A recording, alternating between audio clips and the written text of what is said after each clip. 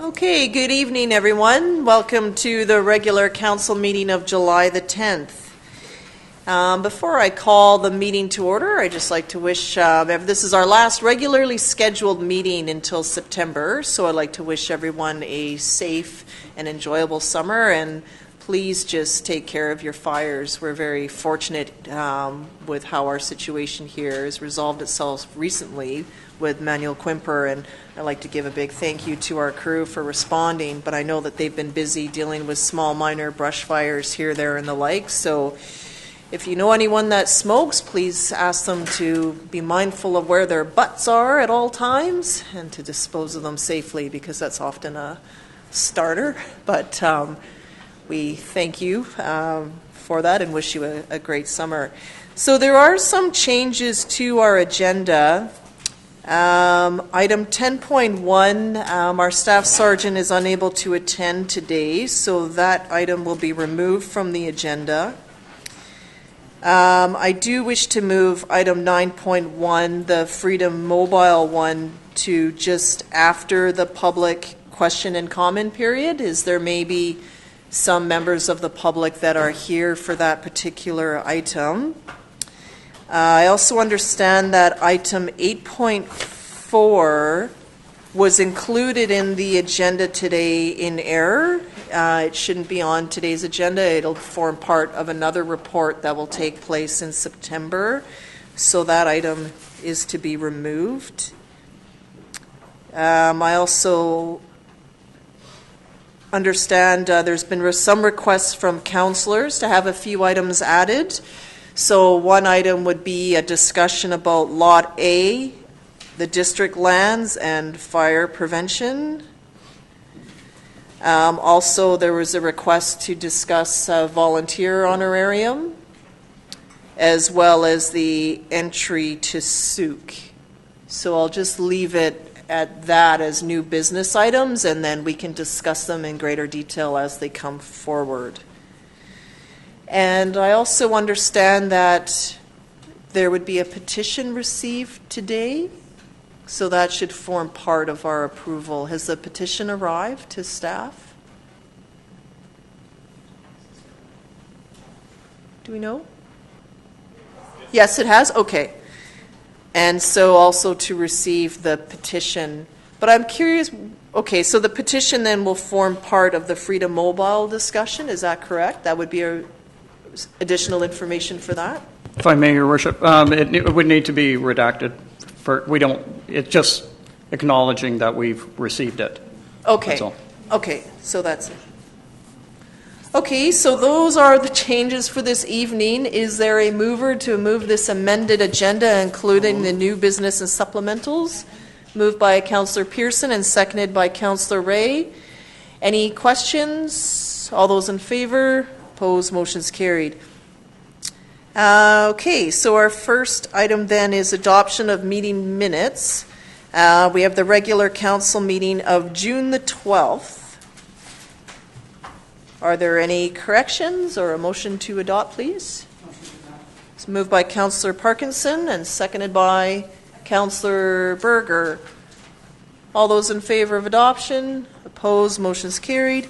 We have Committee of the Whole minutes from June the 19th. Motion to receive by Councillor Parkinson and a seconder, Councillor Pearson. All those in favor? Opposed? Motion's carried. And then we have the regular council meeting minutes of June the 26th. Moved by Councillor Berger and seconded by Councillor Parkinson. Thank you. Any corrections or questions? All those in favor? Opposed? Motion's carried. Okay, so that brings us into our delegation this evening. It's 5.1. It's from Zero Waste Sooke. You'll see in the yellow pages there is some additional materials that were provided. And there's a 5-minute time allotment available, so I'll be keeping you to that 5 minutes. And welcome. Thank you. Thank you. Good evening, Mayor and Council and staff.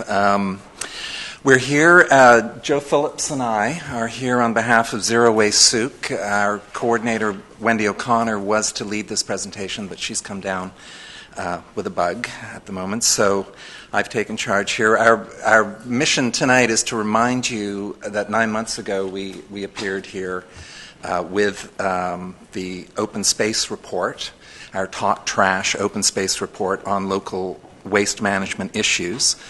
And from that report, which is reproduced in tonight's agenda, you will find that we had 3 asks in particular, one related to a resource recovery center, which is not to be confused with a waste transfer station. This is a resource recovery center that would upcycle and reuse and prevent items from hitting the landfill.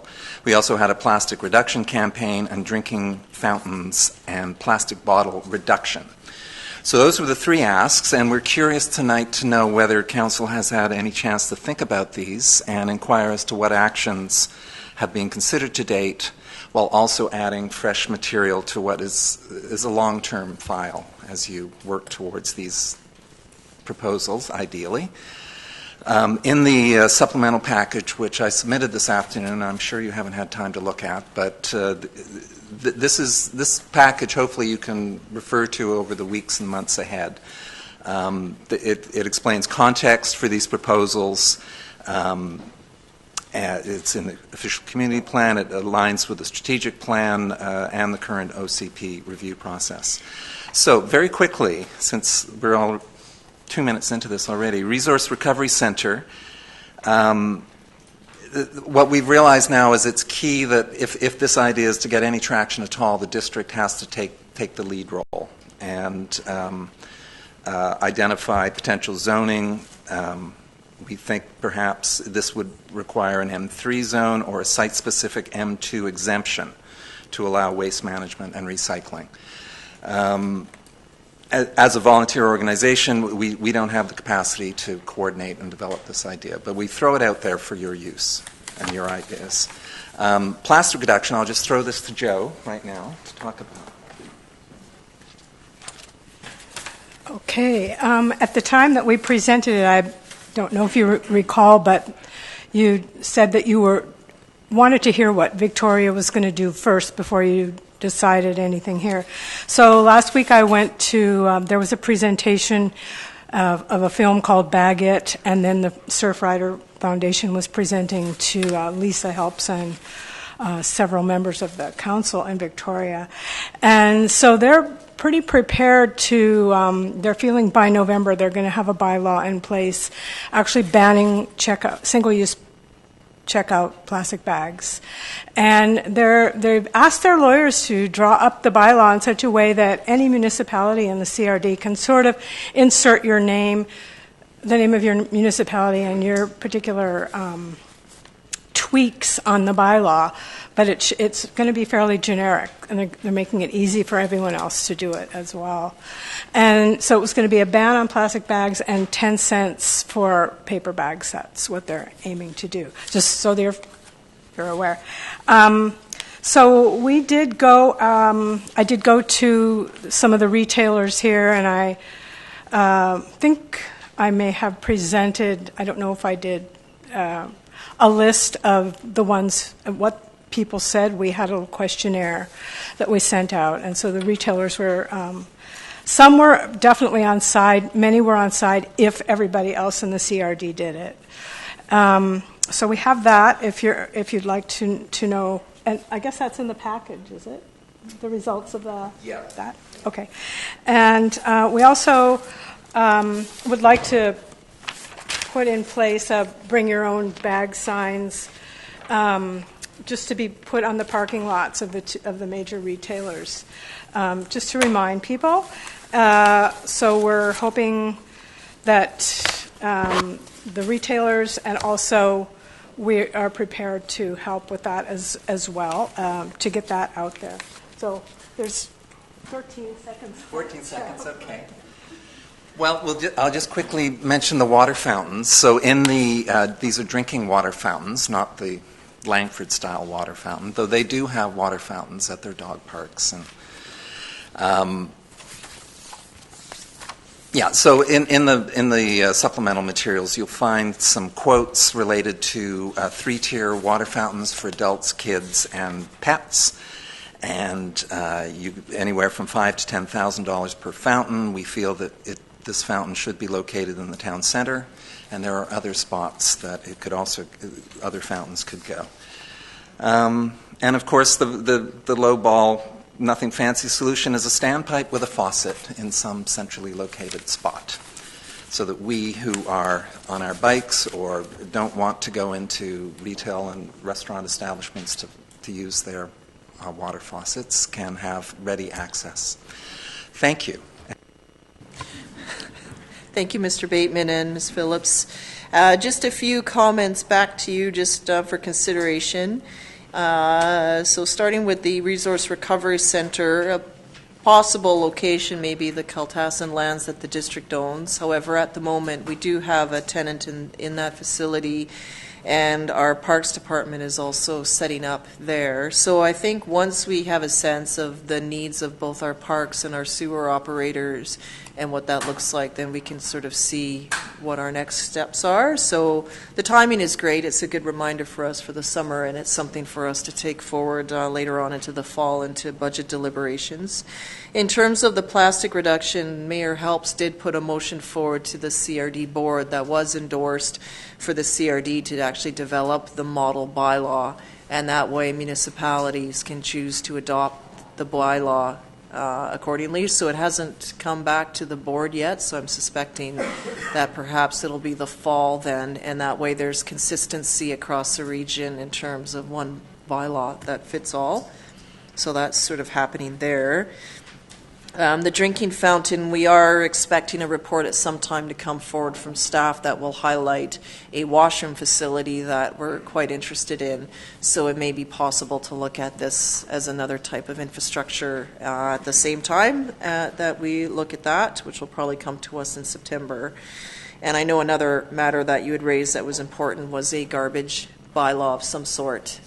And right now, we'd still like to focus on education and awareness of our residents, knowing that we just have one bylaw enforcement officer, and I think the best way is just to actively work with the public to educate them on being more bear smart. So we're not quite there with enforcing on that. And of course, our department's just been busy also dealing with proper fire disposal. So I think we have the materials here, and then it'll be further discussion later on in the year. Councillor Casper, you'd like to add something?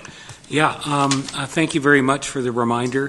One of the avenues that I've long stressed is that through our regional board rep, your group go to the CRD and make a presentation to their environment committee to free up some funding to assist Sooke in taking on these additional initiatives.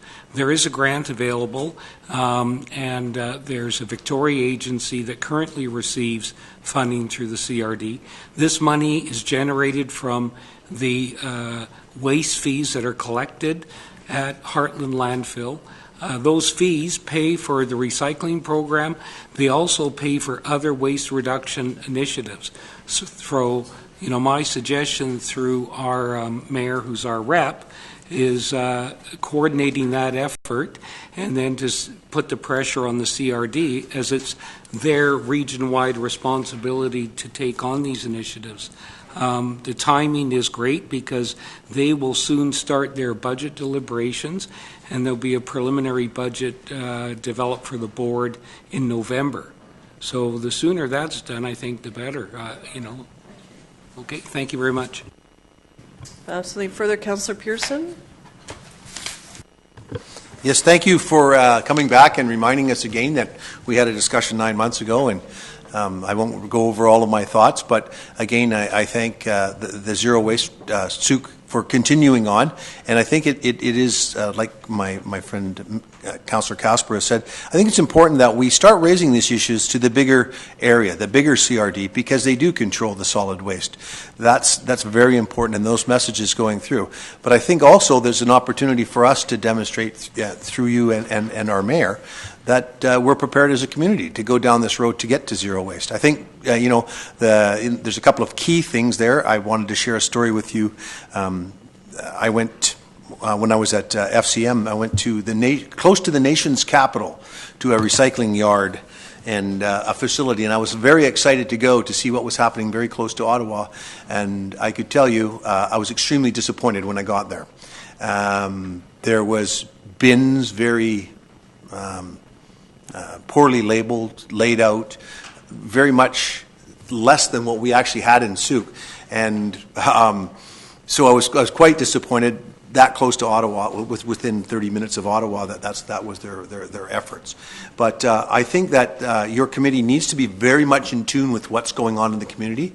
I think a zero waste facility or a reduction facility needs to be, in my mind, needs to be that private-public partnership. And we've got to somehow come to terms with how are we going to do that and how are we going to support that as a community and what demands are there from the public. So I would ask you again to be very much in tune with applications from business owners and people with land who potentially could see a business model in here. So you need to really come to those meetings and speak up for us when those rezoning applications or those wording amendments come forward. That would be really helpful. I think that water bottle filling stations, I think excellent idea. As I said before, we've got to be very strategic about where those are located. I think we need to go to the business community who sells water. I'm very much an advocate that at the point of sale, there needs to be the alternative so that you have your water bottle. Because I really am believing that there's a big segment of the traveling public, particularly this time of year, that are going through town. They're going to go buy a bottle of water because it's convenient. If we make it more convenient to fill up a bottle or at the point of sale, then there's more likelihood that they'll do it. So some really good ideas. So again, keep doing what you're doing and look forward to the support, because I, for one, I'm looking forward to seeing how we can reduce overall. The plastic bag issue, I think it's sort of moving along. It's good news that your timing is perfect. So thank you. Thank you for your work, and keep it up. Thank you. Councillor Parkinson. Through you, Your Worship. I was wondering if you have presented to the Chamber of Commerce, because I think it would, I'm all for no plastic. And I was wondering, in regards to the bags, whether the smaller businesses would come online quickly through the chamber. Okay. Yeah. Okay. Thank you. Okay, that's it from everyone. Okay, thank you very much for your delegation this evening. Okay, we're going to move into our next item, which is our public question and comment period. So this space is reserved for any comments on any item on this evening's agenda. When you do come forward, we do require your first and last name, your address, if you could let us know which item you're here to speak about, and the timer is set for 2 minutes per person.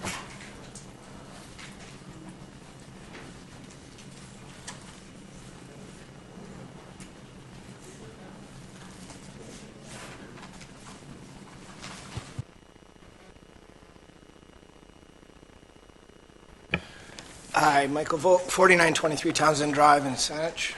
I was looking at the agenda today online and was looking at the schedule, and I understand that there's no meetings over the summer. And I also, what was especially horrifying when I looked at it was the fact that there's only one in September and then we're in October. So I think between now and Christmas there's about 4 meetings. So is there any plan? I've got a lot of business that may be coming through over the next couple of months, and I was wondering if there's any plan to have any other meetings. Okay, so when we adopt the regular meeting schedule, it's done in December of the previous year for the coming year. And so we do have, in the past, sometimes there's been meetings in August, sometimes there hasn't. The fourth Monday of September is when UBCM falls, so there won't be any, well, there may be a councillor here, but there definitely won't be quorum. So likely what will happen is special meetings will be called as needed, provided that we have a quorum of council, and then we would just set those meeting dates to deal with the business as it arises. So that's how we've handled things in the past. Okay. So on the surface, it looks like, gee, council isn't meeting, but the idea is that staff will advise that, yeah, we do need to call a meeting on this day, but we do need to achieve quorum in order to have the meeting. I think between now and Halloween, there's 2. Yeah, that would be right, because there would be one in, well, actually, no, there would be 3, one in September, 2 in October. Oh, okay, of course, yes. I've heard rumors of mid-August. We just have quorum for mid-August right now, or the last time that staff surveyed, only 4 counselors are available on a particular Monday. So we have a quorum, but just 4 unless someone changes their plans. Okay, thank you. Okay, thank you very much. Other comments from members of the public on this evening's agenda? I think I'd heard that whoever was presenting the petition would speak to. Oh, okay. If you would like, okay, go ahead. And then whoever is bringing forward the petition, you could also speak to it then too. I think that's our group. Thank you. What do I push here to go to? It'll just start automatically when you begin. Thank you. Okay. My name is Marilyn Erickson. I live on Glints Lake Road with my partner. We rent from our landlord, who is here and who's also opposing the cell tower in our backyard. And we do have a petition to present. But I have a couple of questions and comments. Do we have a land use authority? Like, is that? I was looking at the guidelines and regulations from the telecommunication guidelines from Government of Canada, and they say you have to have the approval of the land use authority, and if you don't, then it defaults to Industry Canada for their guidelines. So the first question is, who is our land use authority? I assume it's the planning department. I don't know. But there are safety guidelines and site selection criteria that we disagree with. And so were you going to answer that?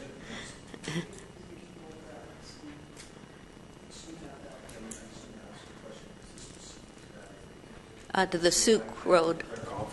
Oh, okay. So, excuse me for just a moment. If you're speaking on the Glints Lake, Councillor Pearson has to step out. Oh, okay. Okay, we'll come and get you. But in terms of answering any questions, we'll address them when the report comes forward, which would be after this anyway. All right. So one of the first things I noticed was that the Land Use Authority has to consider site selection of the existing towers and see if they can mount the tower on any of those existing cell towers. I think someone mentioned there's over 50 of them. Certainly looks like it on the map. So I wondered if that had been done and considered. And the Land Use Authority, it says in this guideline, may suggest reasonable alternatives, and if there is an impasse with council, Freedom Mobile, and the landowners or neighborhood, they can request intervention from Industry Canada. So I wondered if that's been done when you were not here last time, but they said that they would be looking for more information and guidelines from other communities and from Industry Canada. So I wondered if they've been approached. And then I also just wanted to ask if you have been in contact with the EMF consultant that was suggested to you. I saw that on your Sooke site, Mrs. Gustos, and heard what she has to say about Health Canada regulations, which are not up to date by the rest of the world. Okay. Thank you very much for those. And we certainly oppose this in our backyard, not just visually, but for health and safety. We would move. That's how firm I am. I've talked to people on Triangle Mountain that got sick when the cell tower went in. My own mother died of cancer when everyone on the street had cancer, and there was a cell tower there. So I'm not a fan. And I think that it's too early to tell the health and safety, and we need to be really cautious. Okay. Thank you very much for your questions, and we can address them in the report part.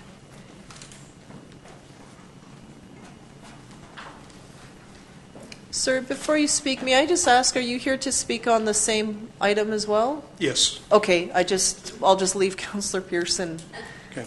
Yeah, please, go ahead, thank you. Okay. Hi, my name is Bevan Bigalki. I live on Glints Lake Road as well. I'm baffled because I don't understand why a company would come into a community and do such a poor job of communicating with the people who are going to be directly affected by a project. And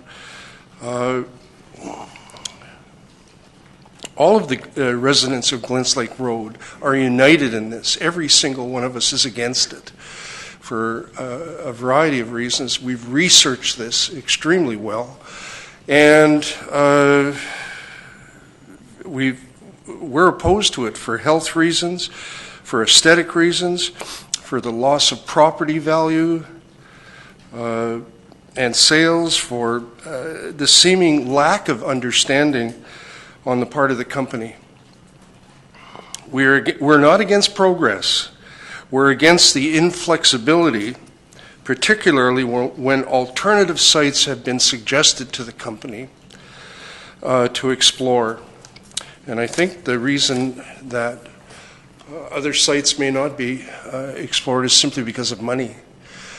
But it's a balance, I think, that has to be achieved, because there will be lawsuits, and if they think they're going to be saving money on this, or the landowner thinks that he'll be making money on this, he may very well end up spending a lot of that money in legal costs and so on. We are very, very firm on this. I want the company to know about the extreme stress that this project has caused to date. And that's really because of their approach, I think, more than anything. I wanted to know if they would, if they'd like a zip line in their front yard within full view of their living room window. How would they feel if a company was to tell you that asbestos was safe?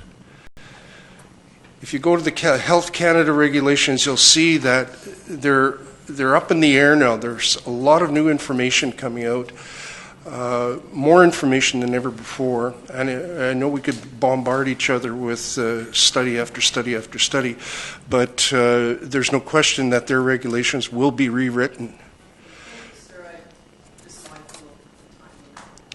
Okay, I'm sorry. Okay.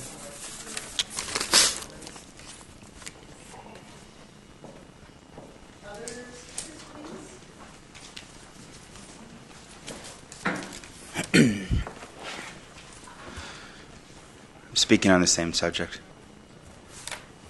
My name is Luke Deering. I live at 5142 Sooke Road.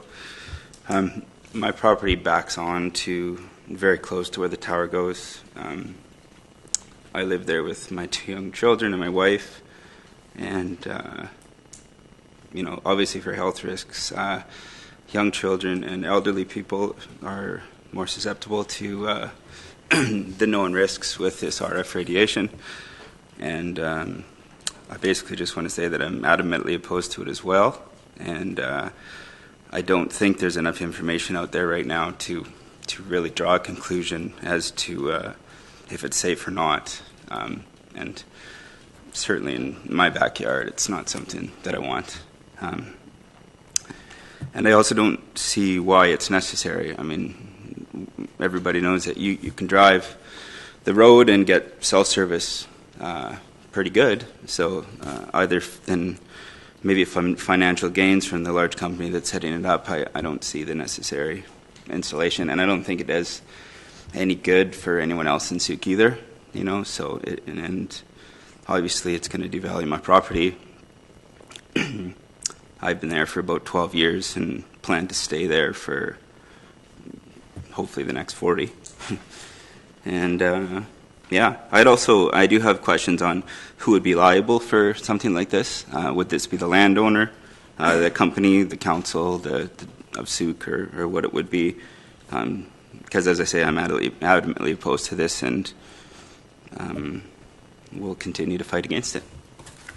Thanks. Thank you very much, sir. Are there other speakers for this particular topic? Just if you could come forward now, and that way I can just leave Councillor Pearson and I don't have to bring him in and out as the speakers change. So if I could ask any speakers on this particular item. Thank you. Hello, I'm Stephen Saunders, Glints Lake Road.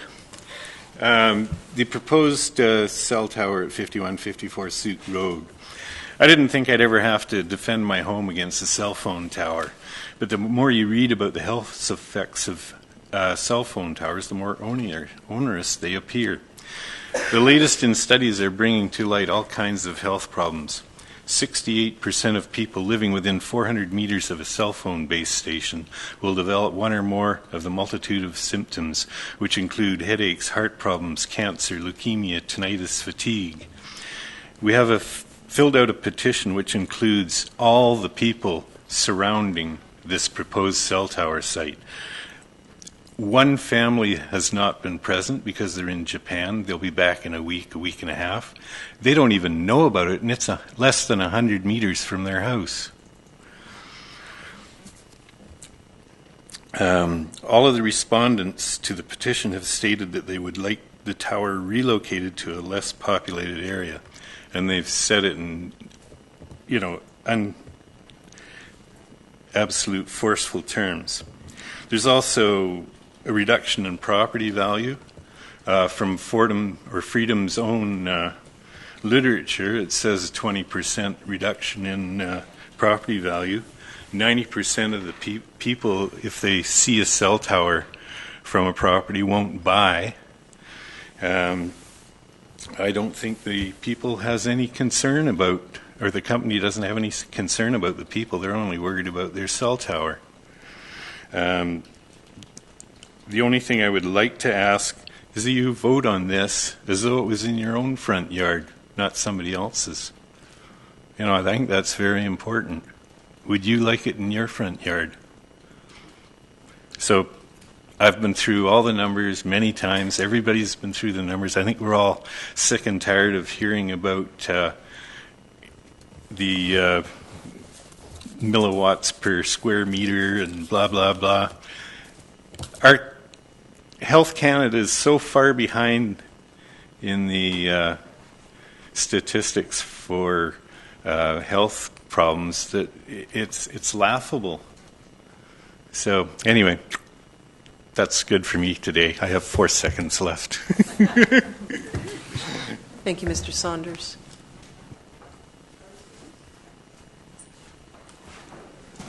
Also about this same topic. So I'm Erica Rijek from 221 West Esplanade, Suite 209 in North Vancouver, and I am an employee of Freedom Mobile. And we're here to speak about 9.1 at 5154 Sooke Road. So it is challenging to be in this position within communities. We don't currently offer service in the Vancouver Island region in the South Island. So this is our opportunity to be able to work with the communities and look at ways to add service and ideally create a value service, which is what we are, for the area. And unfortunately, that takes infrastructure. If only it was invisible and easier to integrate in communities. We are limited in where these infrastructure items can go, whether it's co-located on other existing towers, which our network does include over 30% using existing infrastructure as a benefit on rooftops, or unfortunately in some cases freestanding towers. So that is based on the frequency that we're allocated from Industry Canada. It's physics about where we have to be located, trees, terrain, other buildings, that we have to be in close proximity to each location so that it becomes a network of contiguous service. Otherwise, it doesn't have the value. We are working hard to provide a network and do a design that doesn't have any gaps. And so this particular siding was within a treed area where we had believed that it wouldn't affect views of the neighbors. You know, certainly it's common, and these are discussions that we have across Canada. The health effect, you know, certainly creates some debate, and that is because there is information on both sides, and there's a lot on the internet. We are obligated to comply with the Health Canada standard, and so we understand that if people are concerned with the standard, that's another forum. We are 1% of the standard, though, in the predictive models for this location, and so we believe as best as possible that we're more than excessively incompliant and really trying to do our best. I mean, we don't want to be here to create ill will with the community. That's exactly the opposite. But there are reasons why we picked this location and the design that we have. Thank you very much. Any speakers on this item? Okay, go ahead. Thank you.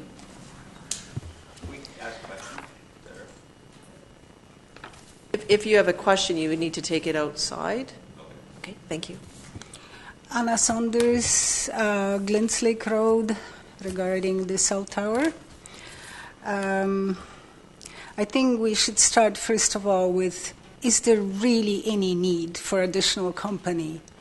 We all have perfect cell reception. We drive Sooke Road, we have excellent cell reception that has improved in the last several years. There's absolutely no need for another company who is trying to bully their way in.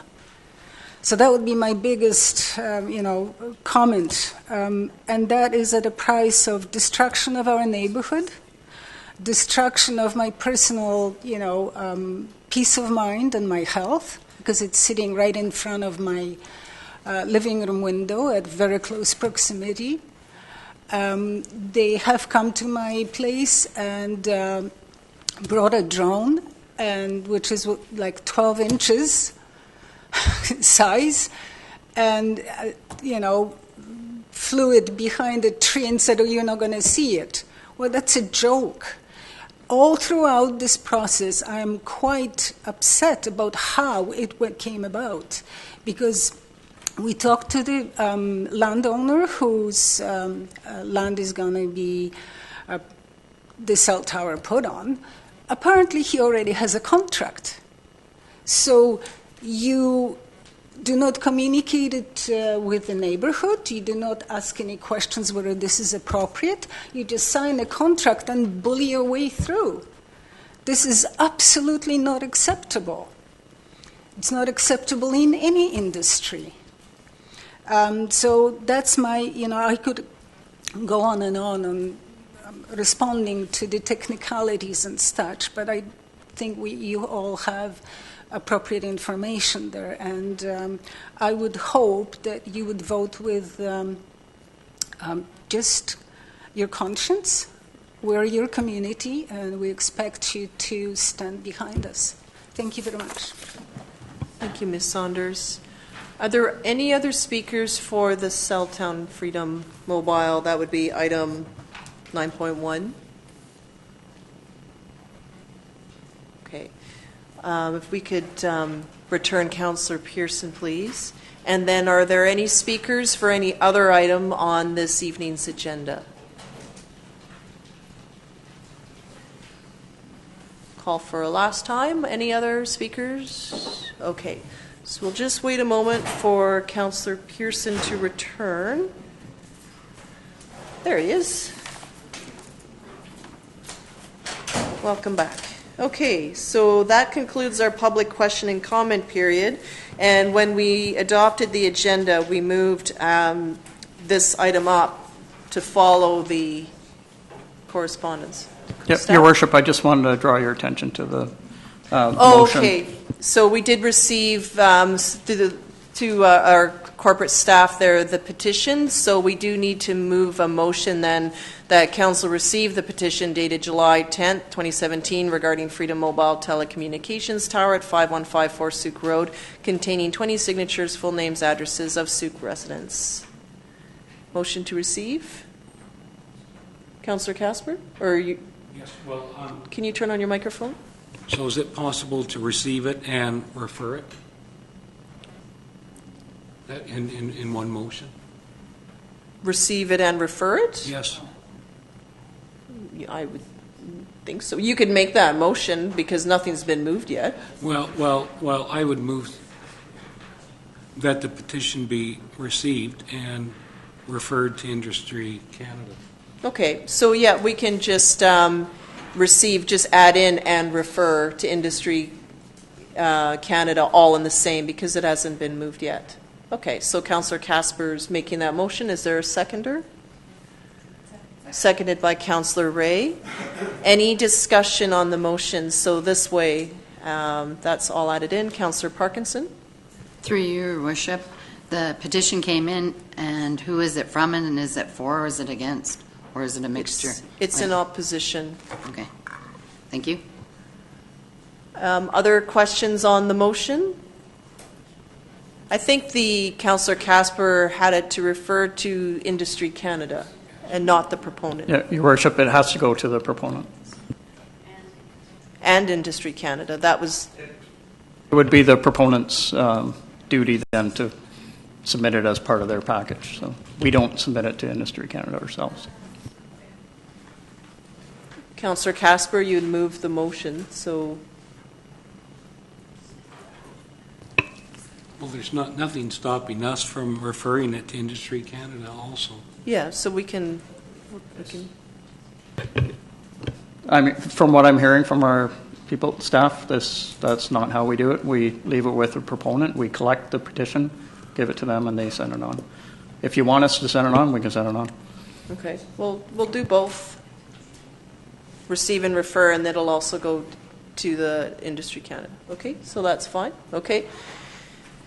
Any further discussion on the motion? All those in favor? Opposed? This motion's carried. Okay, so now we move to item 9.1, please. There is the report here, starting on page 173. I'm just going to draw it up here, and there's a recommended action. Further comments from councillors. I know there was a lot of... Oh, Councillor Pearson, you'll need to leave again. Sorry. We will come and find you. So I know that council had a lengthy discussion about this at the committee whole meeting on June the 19th, and there were some comments made, and then the action from that meeting was that Freedom Mobile compile and address concerns from the committee of the whole and the community in a package to staff regarding the proposed tower, and that the report come forward to the future council meeting, which is tonight. So further comments from staff on this? Is there anything? No? Okay, Councillor Berger, please. Yes, thank you. After our committee of the whole meeting, of course, we had tons of information to read and lots to learn about. And I'll be honest, when looking at lots of the websites, I saw both sides to the story. I saw that Health Canada sort of implemented itself into every little website that I was trying to read as well. So then I went to, we actually talked at that meeting about what we could do, because everything that I've read says that we're here to receive all the residents' comments and then forward it on to Industry Canada. So then I thought, okay, what could we do? We had lots of talks about how cell service is fantastic here. So then I found a website that showed that there's actually 47 cell towers within the municipality. 45 of them belonging to TELUS and 2 of them belonging to Rogers. 2 big cell towers are actually on this building. So we're all sitting with them every Monday, and all of our staff are sitting with them every single day at work. Councillor Loggins actually asked a good question and asked if they could share the cell phone towers, because there are 47 within our municipality. And what I learned from that website was that TELUS had, when they did their fiber optic rollout, they had put smaller ones on telephone poles, and that's not doesn't work with the system that wind is going to apply. So I tried to educate myself as much as I could. So then I went to FCM. That's where we could have a voice. If we're not happy with Health Canada or Industry Canada, us as a local municipality, all we can do is try and advocate to the federal government. This is solely done by the federal government. And I found a paper that FCM did in 2014. And again, it left me sort of in a rock and a hard place, because it does say the Ministry of Industry has the sole jurisdiction over interprovincial and international communication facilities. The final decision to approve and license locations of antenna system is made only by Industry Canada. So it's sort of just, it's one of those things that leaves us with our hands tied. So we've collected all the information. I'd like to thank Councillor Casper for wanting to forward that on, because I think it's really important that Industry Canada hear what all of you had to say rather than it just come to us. There is a side of me that thinks, okay, if there's 47 within our municipality already, and that's only for 2 cell phone people, do we leave that monopoly, or do we allow another company to come in to get better pricing? Or, you know, the whole topic leaves me a bit perplexed. And I guess what I find troublesome is that it doesn't matter. We have no jurisdiction. We have to send all the information on, and that's the best that we can do. So I guess to wrap everything up, which I'm rambling, but, you know, thank you all for your comments. And our job is to send them on. And I believe that with Councillor Casper's motion, that just happened. So thank you. Councillor Ray? Yes, thank you, Your Worship. And I spent most of the afternoon doing some research myself, and so I've written notes. So I just like to refer to the notes to make sure that that I'm clear. I think first of all, I want to thank everybody who's come out and voiced their thoughts and their concerns. It's a very emotional topic, especially when it is in your backyard, and there's an emotional nature to both this discussion and, of course, the decision that will ensue by this council as whether or not we support it or not, although, as Councillor Berger has indicated, that decision rests solely with Industry Canada. I think the dependency on cell phones has become critical in today's society, and for many people here in Sooke and across the nation, people no longer use landlines. I sit as a director for CREST, which is the CRD's communication response. I always lose that. Anyhow, it's the communications for all the fire and police and all of the emergency stuff that's run. And one of the challenges we're having is that a lot of our funding comes through the use of landlines, and it's dropped so significantly that it's caused a funding problem for CREST. And I think what's happened is people are replacing their landlines with cell phones, and their kids are dependent on their cell phones to have contacts with their parents. It's a way of doing business in the 21st century. And they're essential.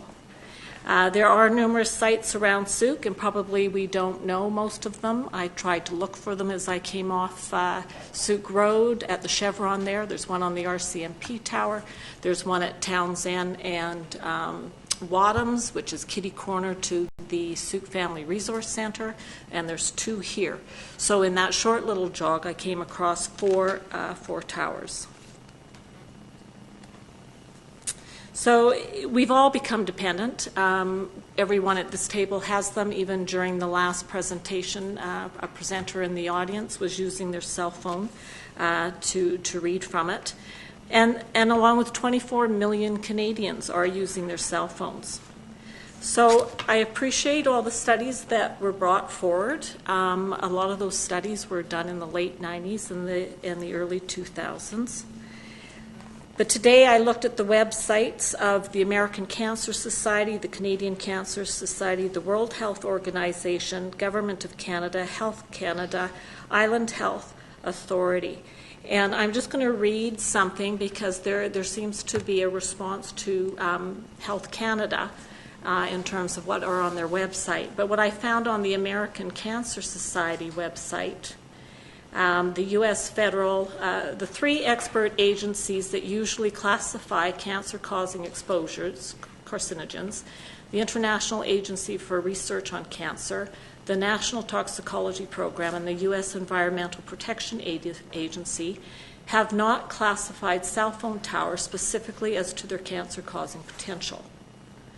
And then it goes on to what the U.S. Federal Communications Commission talks about. Therefore, there is no reason to believe that such towers could constitute a potential health hazard to nearby residents or students. And I think what's, for me, and I totally understand. I worked in the criminal justice system. I know what it's like when people hear that a group home is going in their neighborhood. And this is my comment back to freedom mobility. And I think it is about communicating and messaging. When you come into a community and you want to do something that can cause angst and anxiety for people in that community, I think it's how you get your messaging out and creating the groundwork to make sure that when we're approaching or we're doing something like this, that we engage with the community not by surprise. And I'm only saying this because that's what I heard at the table. So I don't know whether, you may have done some of that. But I think it's worth commenting. The other thing, too, is that as a member, a director of CREST, I attended 2 radio towers. One is on the Camsock Manor. That's about a 12-story apartment building downtown in the Victoria area, just a few blocks from Government House. So it's a very high-end neighborhood in terms of value to homes. And also the High Rock Park in Esquimalt. They have just put in a radio tower there as well. So I'm trying to step back and take the emotional side out of it. And I just feel that with everything that I've read on all of the various sites, and including the Canadian Cancer and the American Cancer site, that I do support in providing the support that was requested of Council by Freedom Mobility. And I also think it's important to note that there was a lot of support for the cell phone towers by residents of Otter Point in that area on social media. There was a number of people who, and Mr. Bateman, I can see you shaking your head, but in fact there were a number of people on social media that did indicate that they did support it. So I think it's a difficult decision, but I think with the research I've done, I'm satisfied to support it. Thank you. Thank you, Councillor Ray. Councillor Parkinson. I have to leave because I'm going to lose it. There's still other members of council that will speak, though. That's only been 2 so far. Go ahead, Councillor Parkinson. Through you, Your Worship, I'd just like to say that this reminds me of the debate regarding the library, where we were told that we didn't have a say in where the library would go, and it was going to be going up to Sea Park. But because 4 council members voted against it going there, our voices were actually heard, and it's not going there, it's going where we want it to go. So when I look at this, I think that I would be in support of the residents who are opposed to having the cell towers in their line of vision or on their properties, because I know that I wouldn't want to see that for my family or my friends or myself. And I believe that it does devalue properties, so there may be a health issue where I'm not fully aware or educated in that, but there's other reasons for them not to be there, and I think that they should try relocating them in areas where it doesn't affect a group of people. So it's not that I'm opposed to the cell phone towers, it's where they're going. So I believe that it should be in a different location. Thank you. Okay, Councillor Casper. I just have a question of staff, and I was curious as to the next step, and I was also curious as to what is the status of the application that we had dealt with, the public consultation process on the Otter Point Road item, because that seems to be missing from this. Your Worship, through to Councillor Casper, from the Committee of the Whole meeting on June 19th, it was moved by Councillor Casper that the proponents, and I'll use the plural, were to address all the concerns, comments, et cetera, that were received that night and come back with a full report, both of them addressing and for Council's deliberation and consideration. To date, we have not received anything from the person who was representing the one on Otter Point Road. I know staff has been in contact with that person, and the availability of that report was not available for this meeting. It's on your website. So in terms of next steps, though, basically staff is looking for council to give recommendation as to whether we give concurrence to this or not. Or, go ahead, Mr. If I may, Your Worship, going back to the report that was given to Council at the COW meeting on June 19th, the District of Sooke does not have the ability to say yes or no. We can only make, or Council can only make recommendations based on the input that they've received, and they can make that recommendation to Industry Canada. But Industry Canada is the one that makes the ultimate decision. Okay. Does that answer your questions, Councillor Casper? Okay. For myself, I appreciate the research that Council has done. I know that you sat through a lengthy committee of the whole and received a lot of input from our residents on this matter, and I have had the opportunity to look into that further. And I appreciate that we are in the world of technology where we do want to be connected, and technology itself is modernizing at a rather rapid rate, and it's something we've come to rely on. The challenge for me in offering support to this, though, is the impact it has on a neighborhood. It may not, I don't know what health benefits or health impact it has on people. I don't know that. But I do hear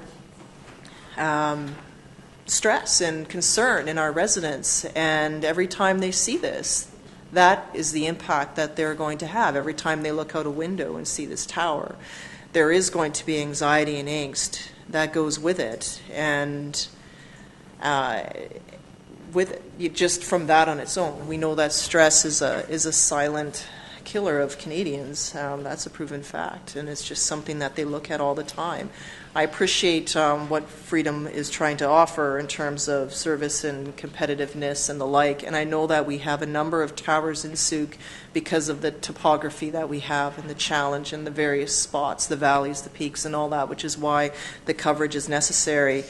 However, if it was a willing neighborhood, that's one thing. In this case, I'm not seeing a willing neighborhood, so I'm not able to offer that support. I have to work and live with our residents all the time, and if they don't want to look at the cell phone tower, I don't blame them. I probably wouldn't want to look at it in my yard either. So I appreciate what Wind is trying to do. I'm not going to argue about the technology. It's just I feel for people that have to look out every day and see it. So I appreciate the residents that have come forward. 20 might not seem like a large number, but for that particular area and the density in that area, it is a large number. Other areas would generate something a bit more. I think it's argued that some people move away from higher density areas because they don't want to be dependent on the day-to-day technology uses. So I need to respect that, and I appreciate what everyone's trying to accomplish. So I won't be offering support for this location. We'll deal with the other one when it comes forward and when the time comes. So at this point, Councillor Berger. Sorry, I just was having a thought as you were speaking. That was my biggest concern leaving the committee of the whole too, was that what a huge effect this was going to have when someone looks out their living room window, and I think that that's totally inappropriate to have that in your sight line, and that was one of my biggest comments going forward. As Councillor Ray has stated, we really haven't heard a whole lot of opposition from Otter Point Road. There has been a couple, but not really as much as we've, in fact, hasn't made it to my inbox, as much as the Glints Lake area. Going back to the fact that this is federally mandated, it just sort of popped in my head. What if we send all the information we've received, as Councillor Casper sort of just did with the motion, and then provide no response?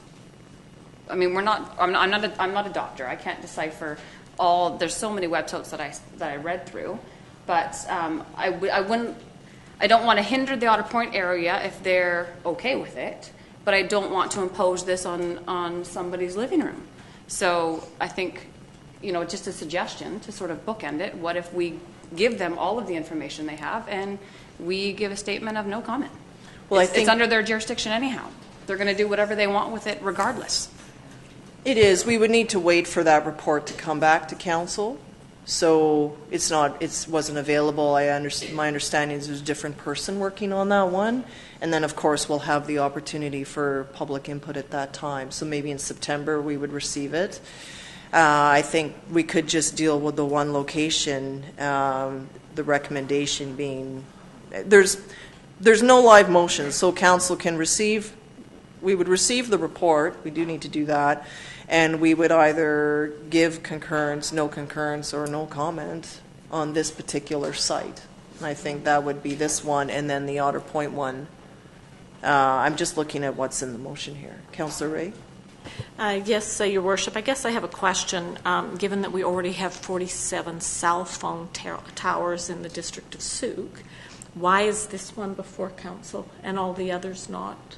We had one before, but of all of these cell phone towers that are all throughout all of everybody's neighborhoods, why haven't they come before us before? I guess I'm trying to find out what's the difference with these two and not the other 47.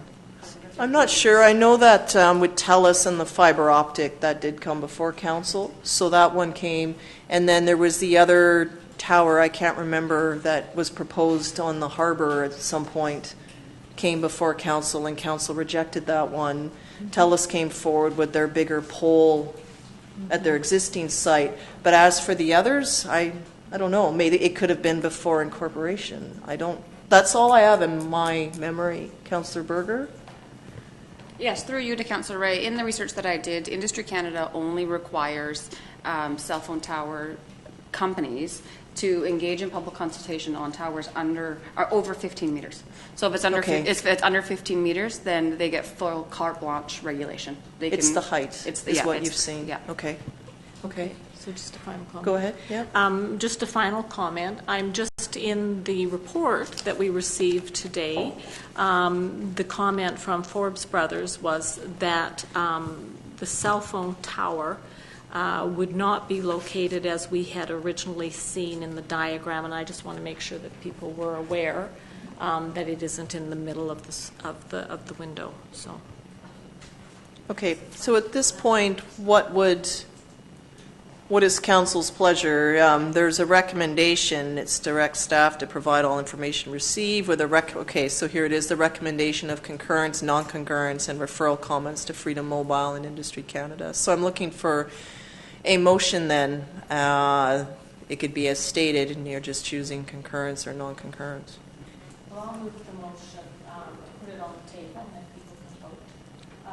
That council directs staff to provide all information received with the recommendation of concurrence and referral comments to Freedom Mobile and Industry Canada in relation to the proposed telecommunication tower at 5154 Sooke Road. Okay, is there a seconder?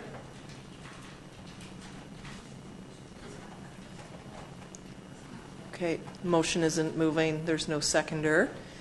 Would anyone like to move a motion then? Or not? Yes. Councillor Parkinson?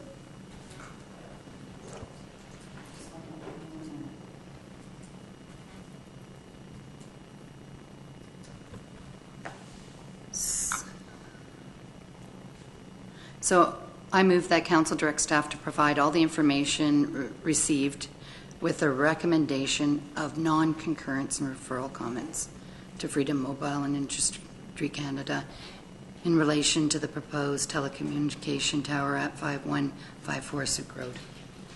Is there a seconder? Seconded by Councillor Casper. Okay, so we have a motion on the floor. Any further comments on the motion? Councillor Casper? So I just have a question of staff through to you, Mayor. That bloody cell phone.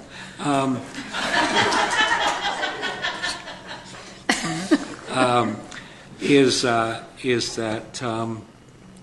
in relation to the application and what was presented, it conforms with all of our local regulatory bylaws, correct? Your Worship, Turn the mic Oh, sorry.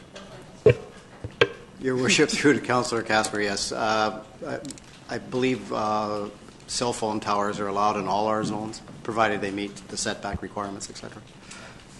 And I just want to make sure that all of that information in those reports, despite the fact that the position is non-concurrence, that is clearly stated that the application meets all of our local regulatory authority that we have responsibility for.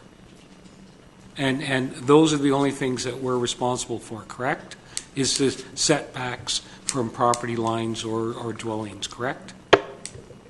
Your Worship, through to Councillor Casper, yeah, we can alert them the fact that it does meet our requirements.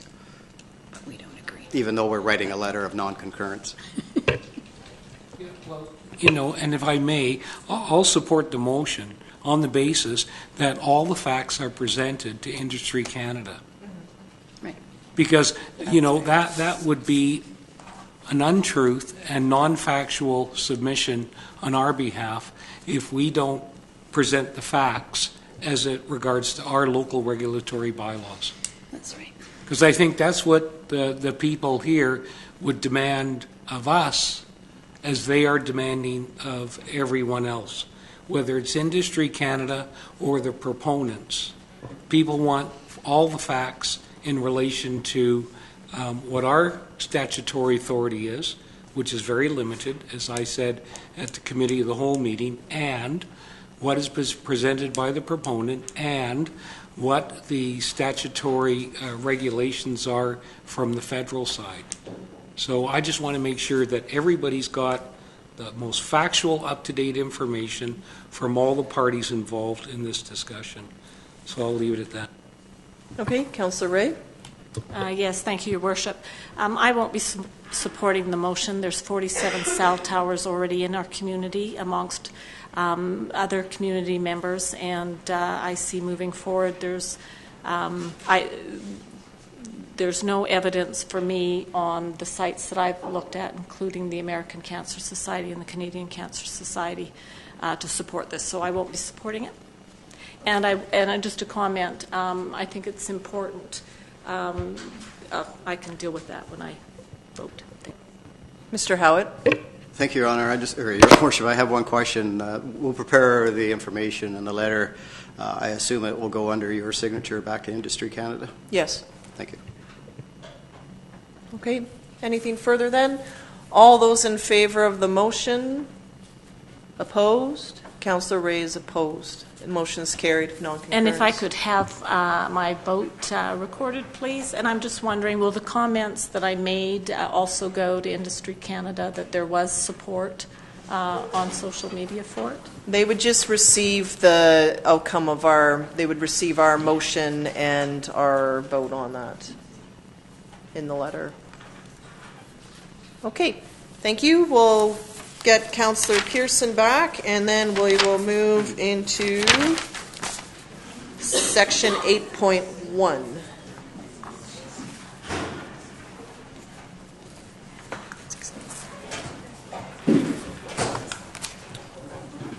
Okay, welcome back, Councillor Pearson, and we're moving into bylaw section, item 8.1, please. This is Bylaw 678, zoning amendment bylaw for 6603 Sooke Road.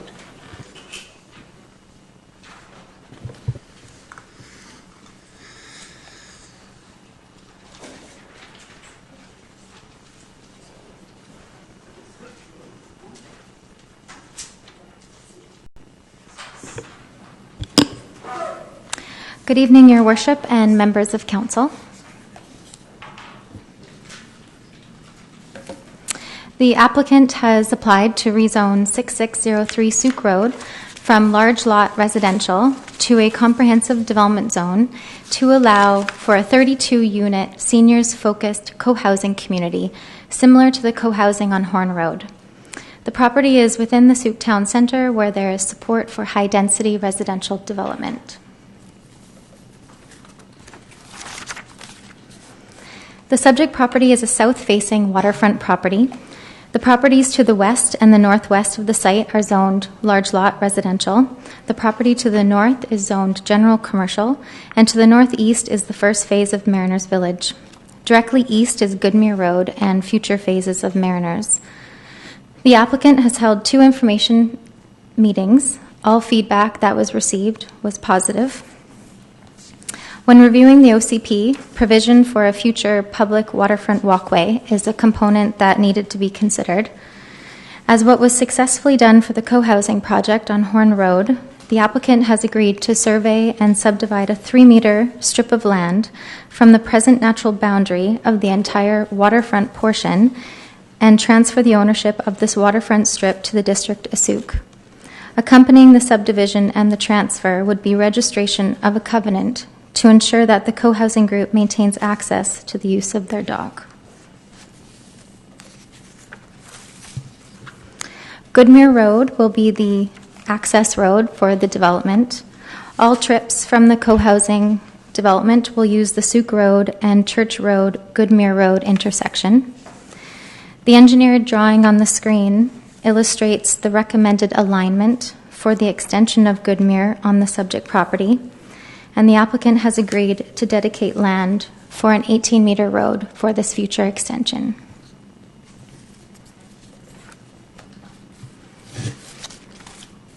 The applicant has presented a concept plan for a 6-story apartment building. When buildings are stepped or tiered to respond to topography, a 6-story building can be supported. Staff and the co-housing community have recognized that there have been some parking concerns at the Horn Road co-housing project. So the parking requirements for this co-housing project have been increased from 1 stall to 1.4 stalls per unit in an effort to prevent a future parking problem. More detail on the look of the proposed buildings and the site layout will be presented at a time of development permit. This is just the proposed zone, which is part of the package. And staff is supportive of the rezoning application. It meets the relevant policies of the OCP and the Town Centre Plan. It is recommended that prior to final adoption, that the owner enter into a development agreement by way of a covenant with the District of Sooke to address the land dedication for the 18-meter road for the extension of Goodmere, as well as the waterfront strip for provision of a public walkway for a future boardwalk. The applicant is here tonight as well for any questions. Thank you. Thank you very much, Ms. Johnson, for the presentation. It's exciting to see this come forward. So just for clarity then, so access to the site is going through Goodmere, basically through the Mariner site to this parcel then. And in our materials, page 7 of the report, we see where Goodmere sort of comes around and then ends at the subject property here. So then it would potentially go through the property. That's the 18-meter dedication. So the site then would be developed from Goodmere Road down towards the water. The existing house is maintained, and then the apartment would step down towards the water. So then what about the top portion? I just don't know what that top portion then is as to what becomes of that. At this point in time, the top portion would have the same zoning as proposed, and when the alignment has been dedicated, the co-housing group can decide what to do with that north portion. There is a provision in our zoning bylaw that allows for subdivision when a road is dividing a piece of property. So it will be up to the co-housing group. So it still would be a usable, I just couldn't find the size of that parcel to see if it would actually be a usable parcel of land. For an example, we have a zone, the RM4 zone, for example, allows 90 units per hectare. Okay. So just looking at this north part and just a rough estimate of the land, there could possibly be 4 units on there if it was going to be residential. Okay, so at this point, the Goodmere section is just dedicated, but it's not constructed. It's just the land is there for whenever we look at continuing that on through the lands, and that would just be subject on what occurs further eastward, I suppose, to these lands. And then from there would be some sort of a driveway then access. That's just the part where how would you actually then get into the? Just couldn't quite see how you would actually get to the site. Your Worship, in the package there's a rendering of what the access could look like, and we'll continue to work with the applicant to define exactly where and what that access will look like off the Goodmere dedication. Oh, I see. That's the covered parking. I thought, when I first looked at that, I thought it was a walkway. Okay, that makes sense. Okay, questions? Councillor Ray, then Pearson, please. Yes, thank you, Your Worship. Through to staff, was my reading correct that because we are dividing the property with the road, that the developer does not want to pay for the portion of the road? Dedicating it, but not constructing it. Thank you. Through the Worship, constructing the road wasn't something that, the co-housing group wanted to do at this point in time financially. Thank you. Councillor Pearson? Yeah. Excellent project, excellent area. It's the same people. So I'm in support of the project. As you know what I'm going to say. CD zone. I don't think this property requires a CD zone. I'm opposed to CD zoning. I think that we just zone it as the density, and CD in my mind is, and I've sat here for 6 years now. CD zones become complicated every time there's a change, every time there's something else that goes on. It leaves that ambiguity, that delays. I'd like to see just the parent zoning. I would be prepared to give the first and second reading to an RM4 zoning. I think RM4 would do it, and then we could get going. CD is too complicated for me. This is a very simple, straightforward project. I'm not in favor of CD zoning, but I'll listen to what other people have to say. So 18-meter road, through the chair to the staff, 18-meter road dedication. What's the current profile to the east? Is it 18 meters? West. East, yeah. Your Worship, through to Councillor Pearson. The engineering firm that we hired to look at Goodmere Road from east to west ran into weather problems this year, and they haven't been able to conclude the rest of the road design. So we had them focus in specifically on this property, which is 18 meters based on the cross sections. And just in conversation with them, as far as they've gotten through the design, it should be 18 meters all the way through. There may be an area or two where it gets bumped out for a cut or a fill, but 18 is what we're shooting for. Okay. The co-housing people, through the chair to start, the co-housing people did a good job of providing us with sidewalks and accessibility. So I'd like to see something like that in the design. I'm not sure that I've seen that in the rendering where I could put that up, but if it's the same people leading this project, I think it'll be done right. I just want to make sure that we can move this forward as fast as we can. Thanks. Councillor Berger, then Parkinson.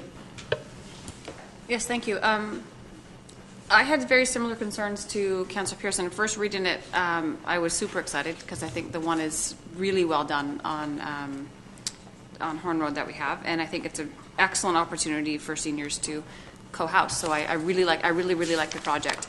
But what the concerns that I had, again, were similar to Councillor Pearson's. It talks about in the report how within the OCP it is identified as a CTC zone. So I guess for me, I thought, my head went the same way. Do we just leave it as a CTC zone, which is what the OCP says? It does talk about apartment building, but I don't know if that's the same. And again, that's a question through to staff. Or is an RM zone better? I felt the same a little bit about the CD zone because I feel like they're a bit restrictive. I feel if there's any change going forward, and there is going to be some change with the northern portion now that I'm hearing eventually once the road's done, would that have to come back to council and then have to do another public hearing and so on and so on. So my concern is the CD zone. I'm not sure that that's the right fit, but I'm not an expert, so I'll leave that to staff. And also the access. So in reading, if Mariners is 18 meters, it makes sense why we would like 18 meters to connect, to have a contiguous road. But I don't know that we have that portion identified within our budget to build it, and I'm not sure what that looks like. So then that leaves essentially no access. If they're willing to donate the road, but then we have to build the road, do we have the money to do that? And if we don't have the money to do that, how do they get to their future home? So that part was a bit unclear to me as well. So those are my questions. Okay, I'll go to Councillor Parkinson and then have a staff response to any of the questions raised. Okay. Councillor Parkinson. Oops, sorry. Through you, Your Worship, I'm just curious about the height of the building. So it's 6 stories, and what is it at street level?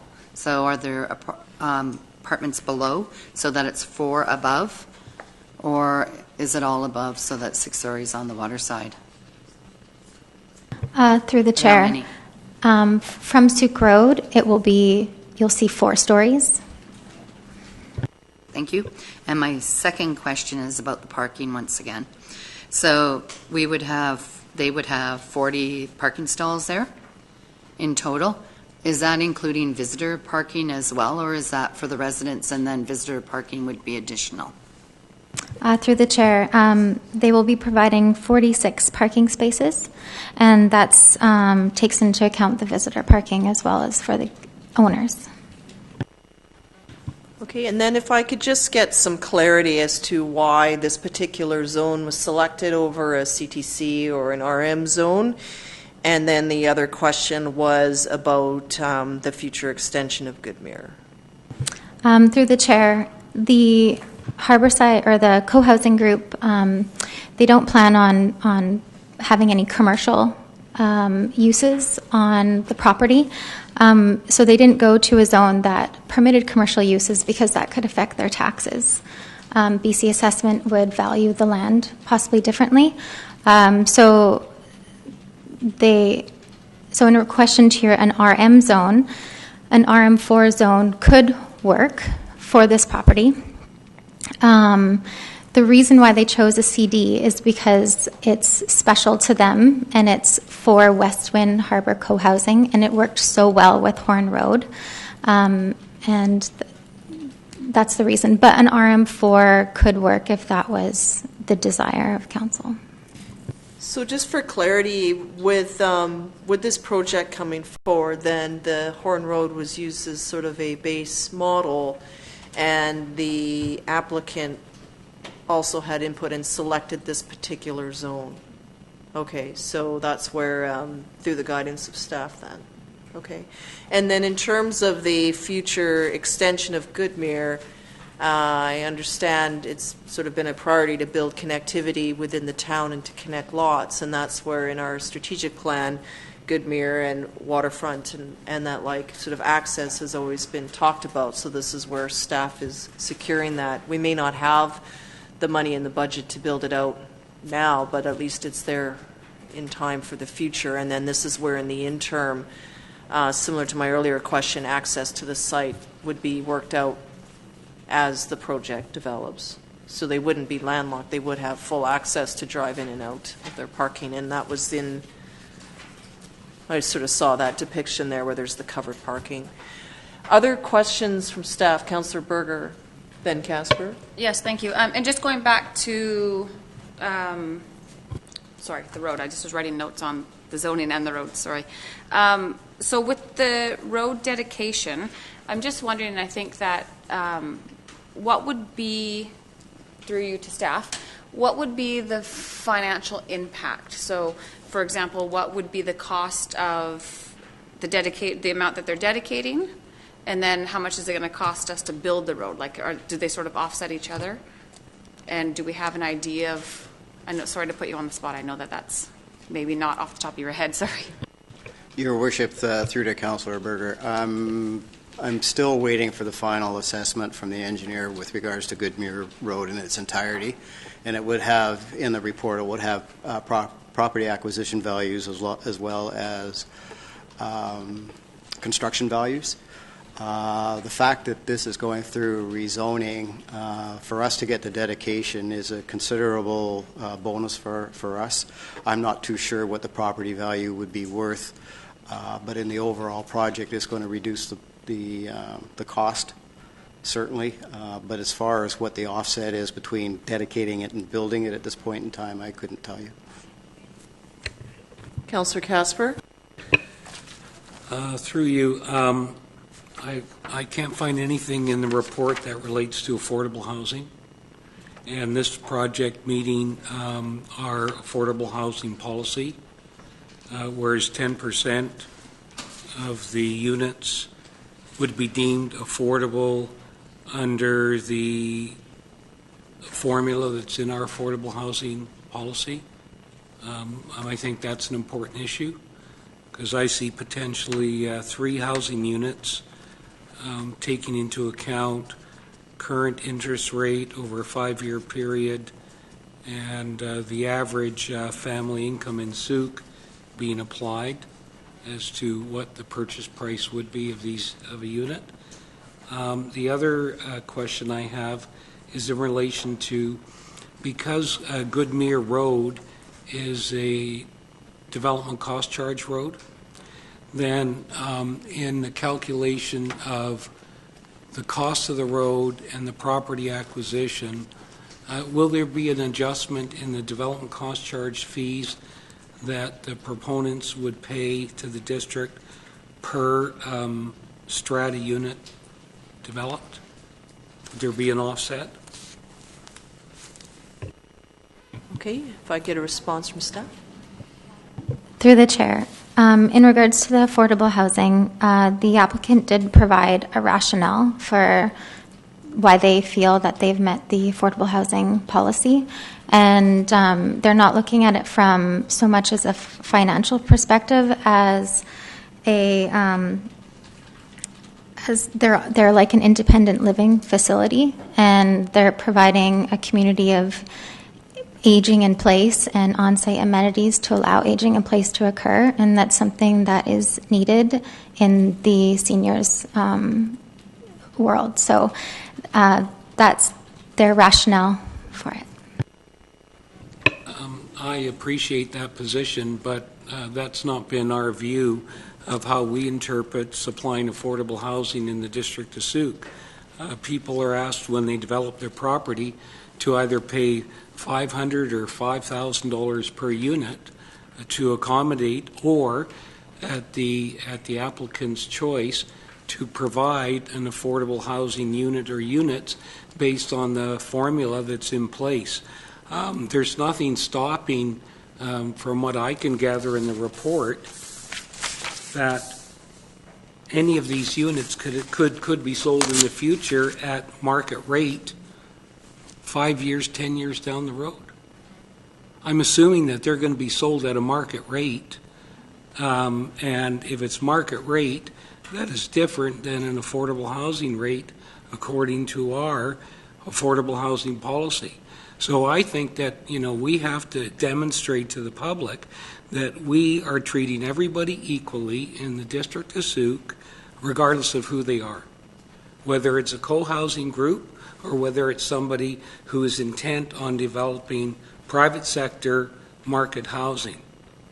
I think that's critical. And it's no disrespect to this organization or anybody else in the community.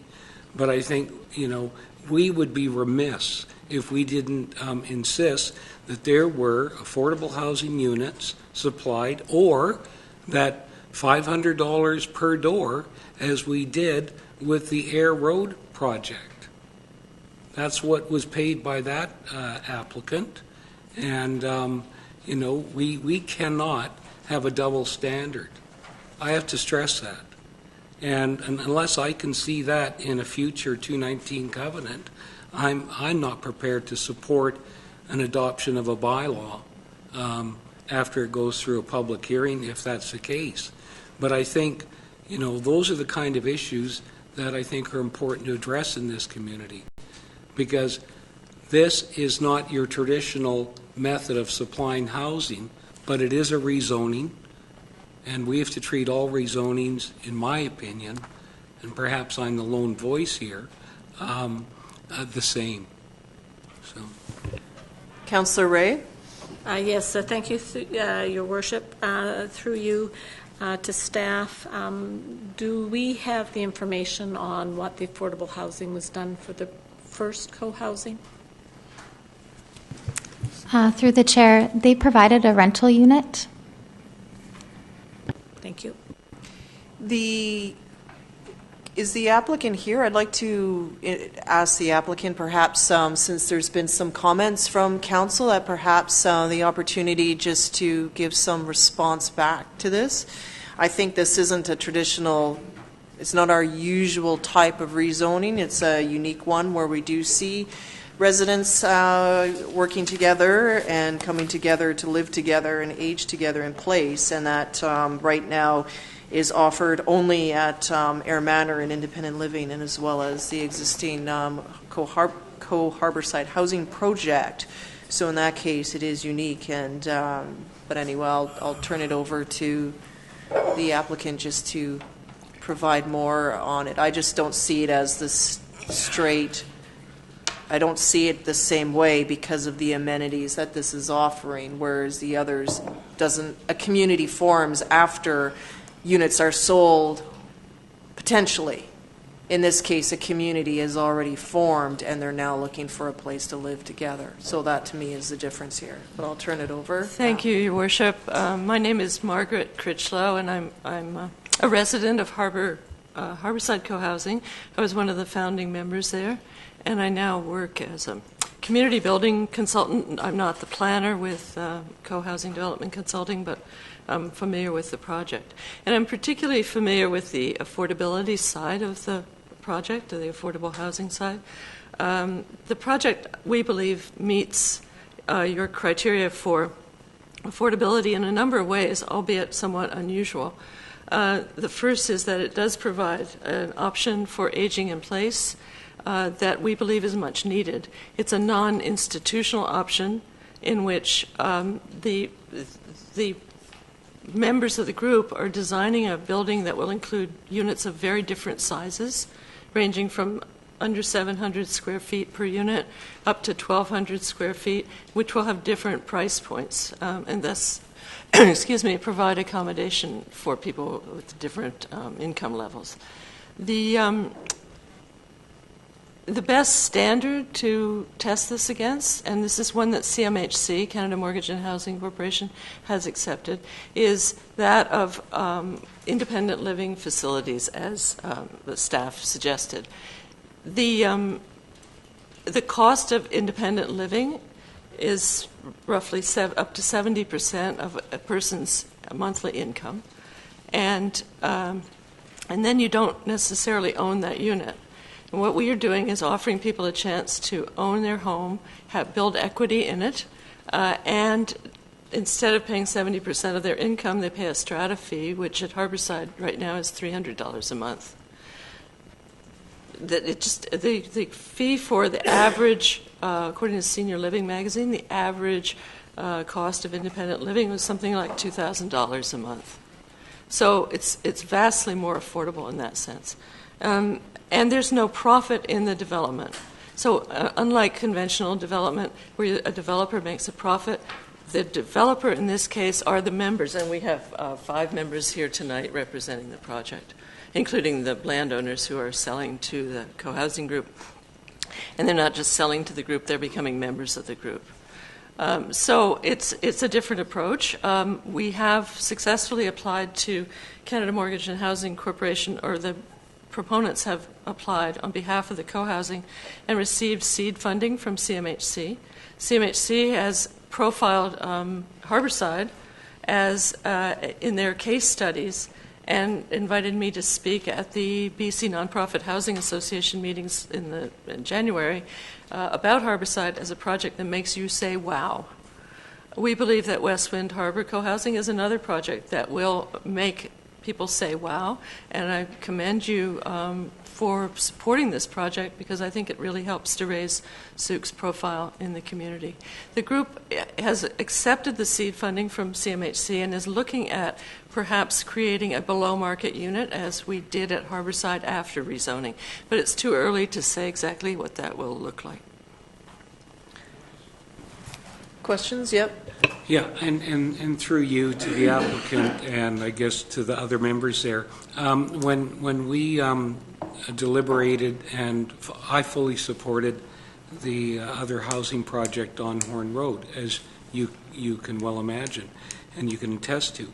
The affordable housing component was raised. Our former staff and administrative staff who are not here said that instead of charging $500 a door at that housing project, that it met the affordable housing component because there was a unit, dedicated unit within that project. But I don't see that in this application. And that was spelled out quite clearly at the very beginning when we were dealing with the other project on Horn Road. So I'm sure you can appreciate my position through the chair that I want to make sure that what we apply on one project and other developments is seen to be equal. And I'm sure you would support or appreciate that too. You, and I'm sure everybody in this room, want to make sure that you're treated equal compared to your neighbor. And I know that's hard to do, but I just want to make sure as a person here who has to make a decision that the decision I make is seen as being treating everybody in the same way. And that's all I'm asking for. And I don't think that's too much to ask because we have to demonstrate that not only this project but other projects that we're doing our job to make sure that there is affordable housing components in all of our developments, whether it's rental, whether it's nonprofit, whether it's for-profit or market housing where people can build equity as the applicant has attested, that the people who are going to live in these units will in fact bring equity and gain equity. That's not a normal situation in the affordable housing nonprofit groups. Equity is a different thing, and there's nothing stopping anybody within that group from selling their interest or their share of their unit, because that's an inherent right. If it's going to be a strata development with somebody who has title, because some people may have to get a mortgage to buy there, or if they're fortunate enough to have the cash, then that's a different story. But I don't mean to harp on this, but I think it's critical for this council to clearly demonstrate that we're taking affordable housing in any way, shape, or form seriously. So I'm asking that the group please bring forward something after this meeting to clearly demonstrate that there is an affordable housing component similar to the Horn Road project. That's all I can ask for. Okay. Councillor Pearson? Yes, thank you. Before you, sorry to interrupt, do you have any questions of the applicant? Yep. Okay. Yep. Okay, through the chair to the applicant, and again, thank you, Ms. Critchlow, for coming. And you know that my support for this project is immense because it was so successful. I heard earlier from staff that you chose CTC zoning as comprehensive development. Not CTC, yeah. You chose that, so I'm kind of curious about why you would choose that zoning. Yes, through the chair. Okay, so to start with, yes. why this zone, perhaps, other than over others? If you're ready for me to respond, I'd like to respond through you to both Councillor Casper and to Councillor Pearson. Perhaps I'll start with Councillor Pearson because it's, I think, more straightforward or simpler. I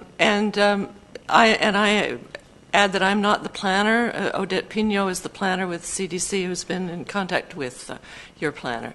And my belief was that we chose the comprehensive development zoning, that they collectively came up with that because it had worked so well at Harborside. But on reflection, the applicant is fine with RM4. It actually provides a bit more flexibility. The only concern that comes to my mind, and again, I'm not the expert, is that I believe that we were allowed to, in possibly subdividing a parcel on the north side, that we could have included commercial on the ground floor, and I'm not sure if that's possible under RM4. So that could be a limitation, but then the road is so uncertain at this moment that RM4 would be acceptable. The questions from Councillor Casper through you, Your Worship, the 2 points I think are perhaps helpful to make. One is the reason that at Harborside a rental suite was a possibility to include in our rezoning application was, as you may remember, the existing resort building that became our common house. Also was where the owner, Captain Ralph Hull, resided in a full housekeeping suite. The house that is being maintained on the Westwind Harbour site is a residence for the Hammers. It doesn't include any self-contained suite. And so that option didn't really manifest for us. The other thing I would add is that I do believe that we meet the criteria set by the municipality, albeit in unusual ways, perhaps. And through the Canada Mortgage and Housing seed funding that we received at Harborside, we were able to, the group agreed to create one unit that basically was 20% below market, and we attempted to put a covenant on it through District of Sooke's affordable housing policy, but in fact that was not possible at that time. I'm not sure what the current situation is regarding your bylaws in that regard, but we ended up preserving that suite anyway as a below market unit because of our commitment to affordable housing. So we have a deep commitment to create affordable housing, working with the member group here who also want affordable housing. And that unit is perpetually below market. And we were able to draw up legal agreements, just between internal agreements that were registered on title. So we're interested in creative arrangements. We are in receipt of CMHC seed funding for this project and for that purpose, and we'll be working with staff to see what can be created there. But it's at this stage we can't really say more than that because it's all, I mean, first of all, it's dependent on the rezoning. I hope that's helpful. Thank you very much, Ms. Critchlow. Councillor Ray, please. Yes, thank you through your worship to Ms. Critchlow. I guess I heard you say that you'd be open to RM4. I would hope, though, that you would take that away and not make that commitment here tonight. I think there should be a conversation. They came with the CD zone, talking with our staff. And Ms. Critchlow has said that she's not the planner. I'd hate to see a decision made in haste because somebody at this council table suggested. Thank you. So I just leave that with you. Yeah. Shall I answer that? Thank you. My colleague, Kitty Elton, who is the leading volunteer with Westwind Harbour, has brought me one of their motions that says that the CMHC grant to support $25,000 has been received so far to support the delivery of affordable housing will be applied to reducing the price of one or more units. The details of the selection process, criteria, etc., will be discussed at a later date. Just so you have that for the record. To respond through you to Councillor Ray's question. Our main concern is to move forward with this project, and we're very pleased that the planner and staff were able to bring this to this meeting. The Goodmere Road was a late arrival, the proposed alignment for that, and we're just really so appreciative that we're here tonight, and we really want first and second reading tonight. So if that can happen, whether it's RM4 or CD15, we would be very pleased with that result. Thank you very much, Ms. Critchlow. Follow-up, Councillor Ray, then I'll go to Councillor Berger, please. Yes, thank you, Your Worship. The reason I raised that is that you said that there could be a possibility for a commercial aspect on the north side, and I noticed that our planner, our staff, indicated that you could not do commercial on the north side if it's an RM4.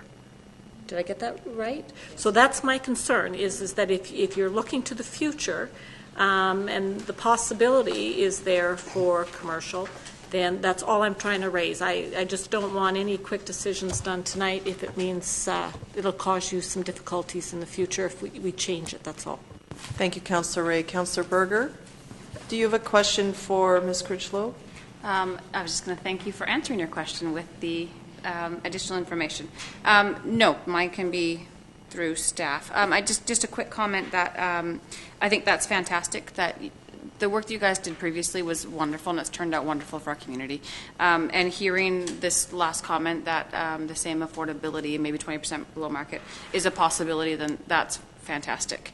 To address Councillor Ray's concern, with this CD15 zone, there's no commercial as well. It says limited home-based business, which I think that wording is in RM4 as well. So there would have to be a rezone anyway if there wanted to be commercial on the northern portion. I would really be in support of an RM4 only because it does give you that flexibility. With a CD zone, if you wanted to add the commercial later on, and again, through you to staff, correct me if I'm wrong, that would have to come back to council, that would have to be a public hearing, that would have to be, you'd have to reopen the CD zone. Whereas with an RM4, I think there's a bit more flexibility rather than going through this whole process all over again. So just for ease for yourself, I would suggest that an RM4 probably would be an easier zone for you to work with. Thank you. Okay, thank you very much, Ms. Critchlow, for stepping forward and for answering all of the questions. Is there anything further that you would like to add? I'm just not sure I answered through you, Councillor Ray's question.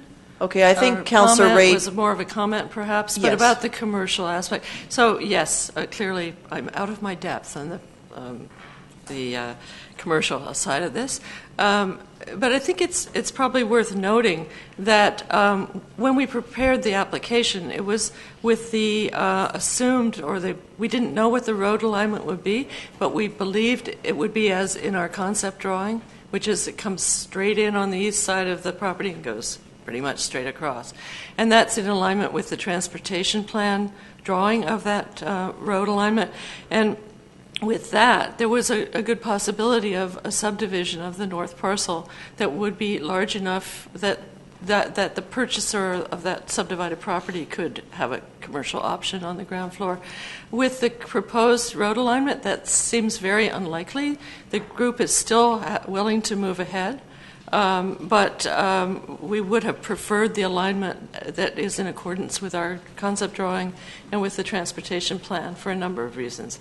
I mean, it uses up half the amount of land that the current proposed alignment does. You commented earlier on the access roads. It is a little hard to imagine access roads added on to that curved principal street that would be coming across. The access roads would be a lot simpler, and the circulation on the property would be a lot simpler with the transportation plan alignment instead of the one that's proposed. And we would have enough to subdivide. And if we could subdivide that parcel and the group could sell it, then that would permit the road to be constructed and serviced by the applicant. So I know this is all to be held lightly, and we won't know the outcome of this for some time, but those are the reasons why we would have preferred the other alignment if that had been possible, if it still is possible. Okay. Thank you. Thank you very much. Councillor Casper, then Berger, please.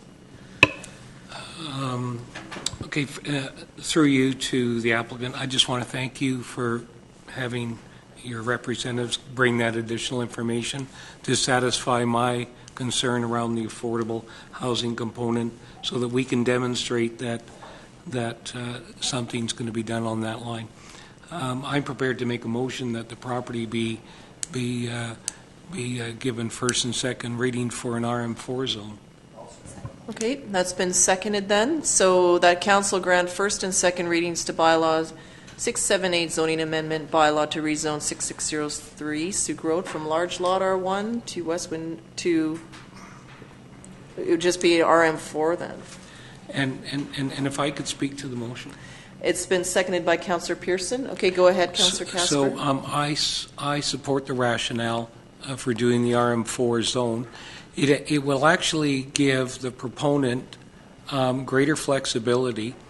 And what I've seen over the years is that by the district having CD zones, we've actually handcuffed ourselves in flexibility on making changes or modifications within a development plan that's being done. I would sooner see any applicant have the flexibility and less burden and red tape associated with delivering their project, whether it's what you're doing or whether or not it's the private sector, because that's a critical issue that we're all facing within the capital region. We're not creating enough housing in a timely fashion. You know, the delays and the demand is outstripping the availability. The other thing that I think that we should note is that in allowing this flexibility, then hopefully you won't have to come back here to seek more and more approvals or consent from us.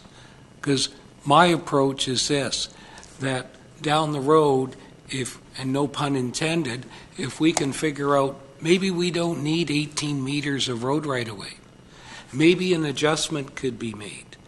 And that's why I'm supporting the motion as it is right now, and then if this passes, to go to public hearing, and secondly, that we come back and have a deliberation on the 219 covenant and what is in there.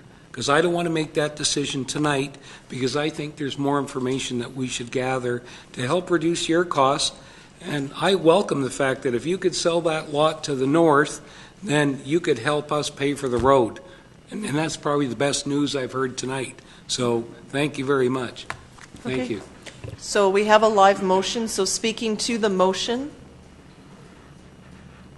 Okay, I will call the question on the motion then. All those in favor? Opposed? That's carried unanimously. Okay, thank you very much to the group, to our staff for all the work on this. There's another part. Council directs staff to schedule a public hearing for bylaw number 678, zoning amendment bylaw in accordance with section 466 of the Local Government Act. Moved by Councillor Pearson and seconded by Councillor Berger. Will this then be on our first regular council meeting in September? Okay, so that's when it would be held, is the second Monday of September. Any questions on the motion? Seeing none, I'll call the question. All in favor? Opposed? Is carried. Okay, thank you, and we look forward to the public hearing and for hearing more about this. There is one last part then. That prior to final adoption of bylaw number 678, zoning amendment bylaw, the owner enter into a development agreement by way of a section 219 covenant to address the road dedication for the future extension of Goodmere Road and to secure provision of public access along the waterfront. Excuse me, I thought you said you didn't want that part. It was, well, it would be up to council on as to what part that they want, but for clarity, Councillor Casper? Yes. We don't have to deal with this right now, because once it goes through a public hearing process and without foreshadowing what may or may not happen, because that wouldn't be right. We have to have a public hearing, and then we can make deliberations on the 219 covenant. Perhaps there'll be additional information coming forward to council based on discussions so that we can approve whatever 219 covenant's there. Okay. And I don't think that should be really pursued. Everybody knows that it's got to be done. Mr. Howitt? Thank you, Your Worship. If I just pick up on what Councillor Casper said, was talking about with the road, and as I said, this is high level at this moment, and it was the best we could do in the time frame that we had because we didn't want to delay the project any longer. And I just want to say that the road that was depicted in the transportation master plan, there was no ground truthing with that. It was just a line on a piece of paper. So physically, it may have been palatable to go through the property, but it may not be palatable to continue to the west to service the other waterfront properties as council wants in the strategic plan. So as we move forward towards the public hearing, we can have dialogue with the proponent and hopefully more dialogue with the engineering firm to see if we can fine-tune this alignment. Okay, so we can just leave this then for now. And then, as we heard, the rest of the engineering report still needs to be finalized anyway. So, okay, all right, so we'll just drop that then. Okay, thank you everyone for your patience. Okay, we still have a ways to go here, so let's move into 8.2, Bylaw 676, Zoning Amendment Bylaw, Water Lots 241 and 242, Sooke District.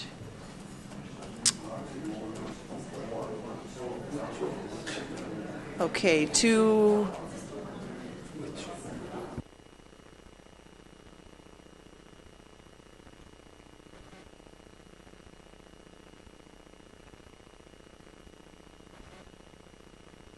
Anyway, okay, I'll go to our staff, please. Mr. Howitt. Thank you, Your Worship.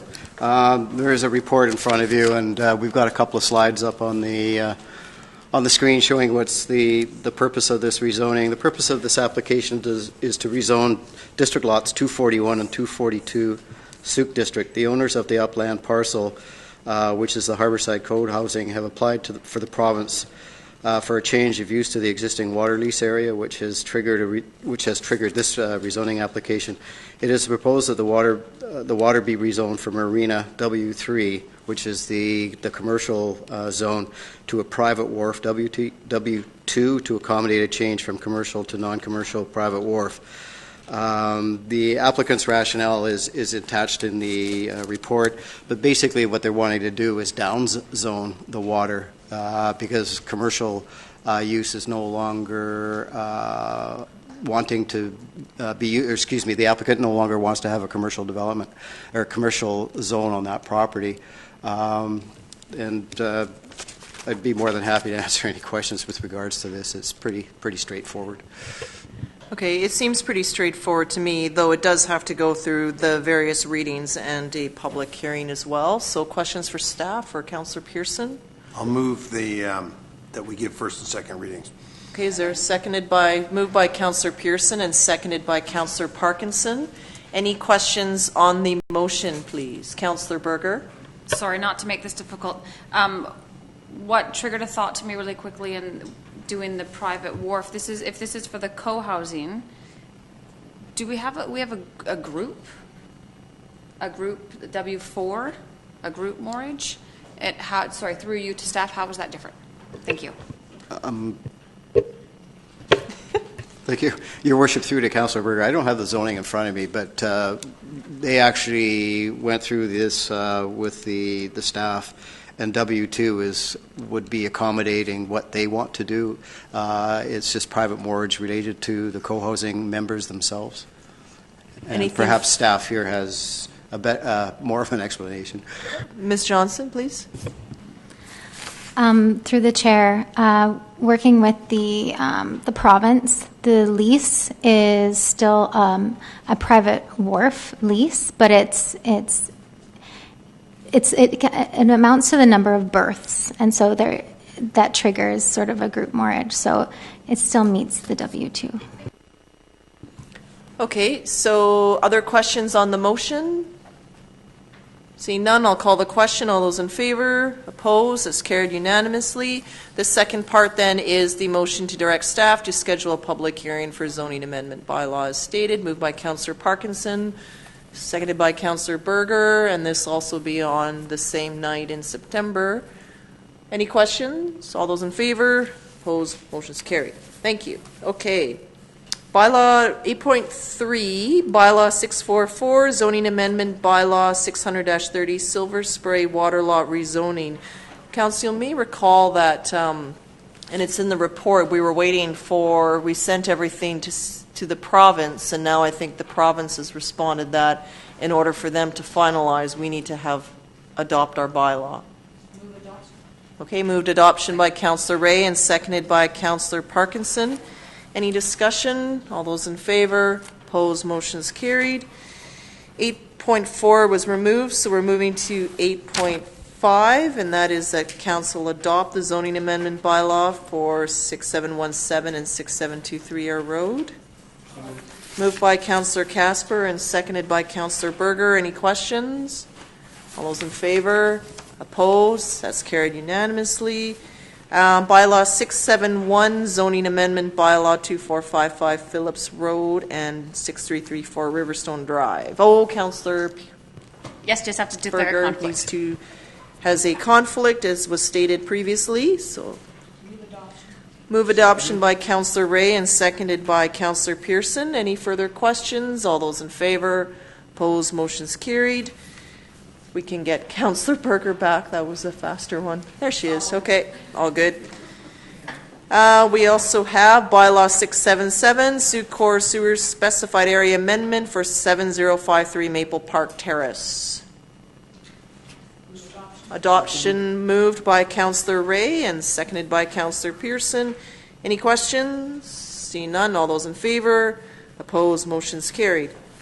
8.8 is Bylaw 672, Officers and Delegation of Authority 2017. We have a bylaw here for council to consider. And is there a staff report on this or any comments? I'll turn to our acting CAO.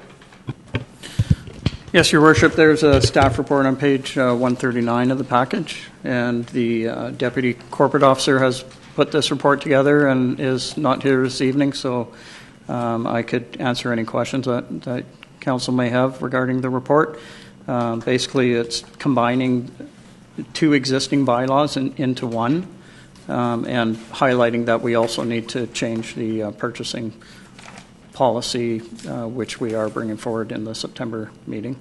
These have been vetted through legal counsel as well. So, again, if you have any questions, I'd be happy to answer them. Thank you, Mr. Blackhall. Questions? Councillor Casper, please. I was just going to move first and second reading. Okay, that's been moved first and second. I think we can do them all together. So do you want to do third, or would you prefer to break them out? Well, normally I'm old school. I like doing them one at a time, but it's whatever the council wants. It's your preference. Well, I'll move first reading. Okay, move first reading, seconded by Councillor Ray. Any discussion on first reading? All those in favor? Opposed? Motion's carried. Move second reading. Move second reading, seconded by Councillor Ray, and it was moved by Councillor Casper.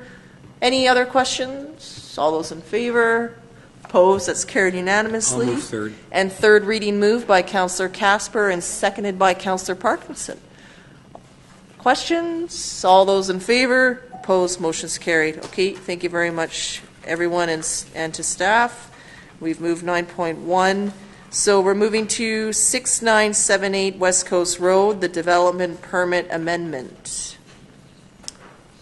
And we do have a report given. Is there anything further for this from staff? I understand this is in the OCP DP area, so that's why there's a development permit. And we do have a recommended action, or any questions from anyone? Pretty straightforward. So would someone like to move the recommended action? Moved by Councillor Berger and seconded by Councillor Pearson. Any comments or questions? See none. All those in favor? Opposed? That's carried unanimously. Okay, 9.3, 1528 Whiffen-Spit Road Development Permit. This is exciting. We have a report, and Ms. Johnson again. Thank you.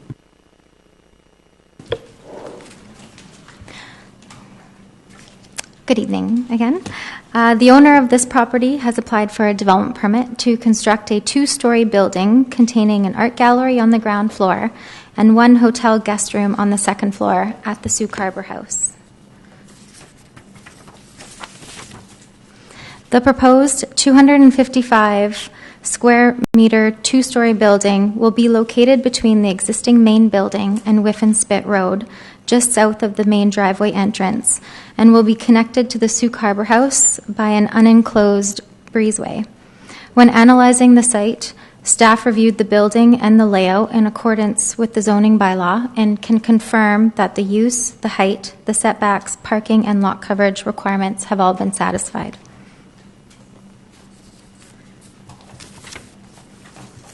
The proposed development has been designed to be an attractive addition to the Sooke Harbor House. The existing landscape pedestrian walkways that are to and from the building and parking area will remain, with the exception of the raised garden beds that are closest to the main entrance. These raised beds will be relocated on the property. Overall, staff have no concerns and are satisfied that the form and character requirements in the official community plan have been achieved through this application, and the applicant is here to address any questions you may have. Thank you. Okay, thank you. Questions for staff? Anything for the applicant? The recommendation's been moved by Councillor Ray and seconded by Councillor Parkinson. Anything further on the motion? Councillor Parkinson. I would just like to say that I know that there's enough parking there. Yes, they do. Finally, they can use it. A lot of parking at this site. Okay, all those in favor? Opposed? That's carried unanimously. Thank you, and we look forward to seeing this addition come to life. That's very exciting for the Harbor House. Okay, 9.4, Highway Maintenance Contract Extension. We have a report here provided by staff. Are further comments? Councillor Berger? Yes, I have a conflict with this one as I have a family member that works for Main Roads. I'm sorry, you have a family member. I have a family member that works for the Main Road Company. Okay, thank you, Councillor Berger. We will find you. Anything further to add to the report from staff? Mr. Howitt? Thank you, Your Worship. I think the report is self-explanatory, and I could go through it, but I would prefer if yourself or council members had questions, I would just field those for you, if I may. Okay, very good. Thank you. Councillor Pearson, please. Yes, through the worship to Manager of Development or Director of Development Services. How old is this contract now? As of December 31st, 2017, it will be a five-year contract. So isn't the requirement, if we go past 5 years, to through the chair to the CAO?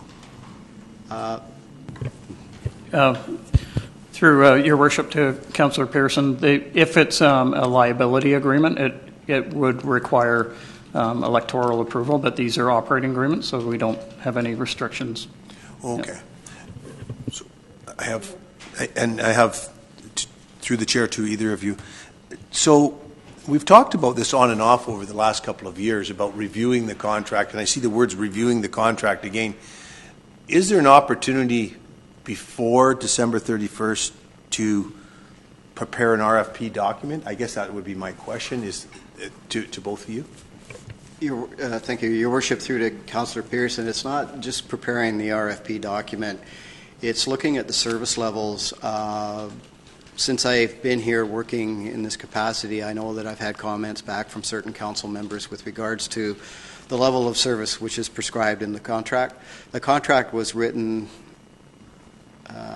probably 2008, and it was sort of a part and parcel of a few different contracts with certain different service levels.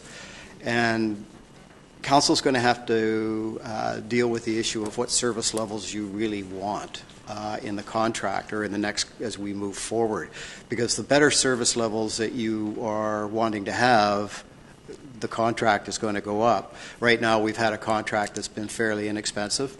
The service levels, at some points in time don't really meet the mark, but we have a fairly good working relationship with Main Road at this time, and we are able to get extra things done at no cost for various reasons. But service levels, the way they are today, you would end up with the same type of contract. If you want better service levels, you're going to pay more money for it.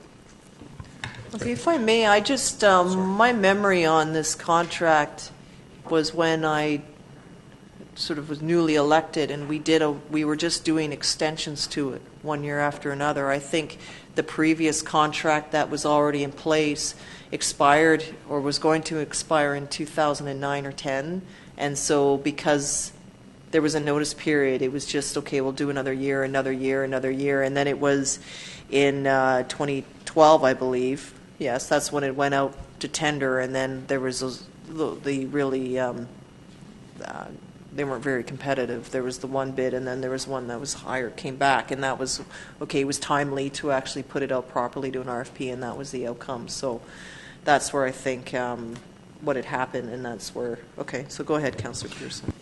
Yeah, and my final question, and I guess it's one of our most expensive contracts that we have. So I guess my way of or asking is that we need to rewrite the contract or discuss at least what we want for it. But we this year we just hired a new staff, and some of their work is like or similar to road maintenance, like cutting brush back and things like that. So I guess looking at the big picture, are there synergies that we can use with our existing staff, match that into road maintenance contract, like brush clearing, grass cutting, all of those things that have been provided to us in those contracts? I guess I'm just looking for, is it time to change the overall approach to the road maintenance? That's it. Thank you. Your Worship, through to Councillor Pearson, yeah, I agree with it, but I just haven't had the ability to deal with the contract since I've been here, and to try to rush through a contract or an RFP between now and December 31st, I don't think would be a fair assessment to get something that we really want, because I'm not too sure of what you're going to be demanding in the way of service levels.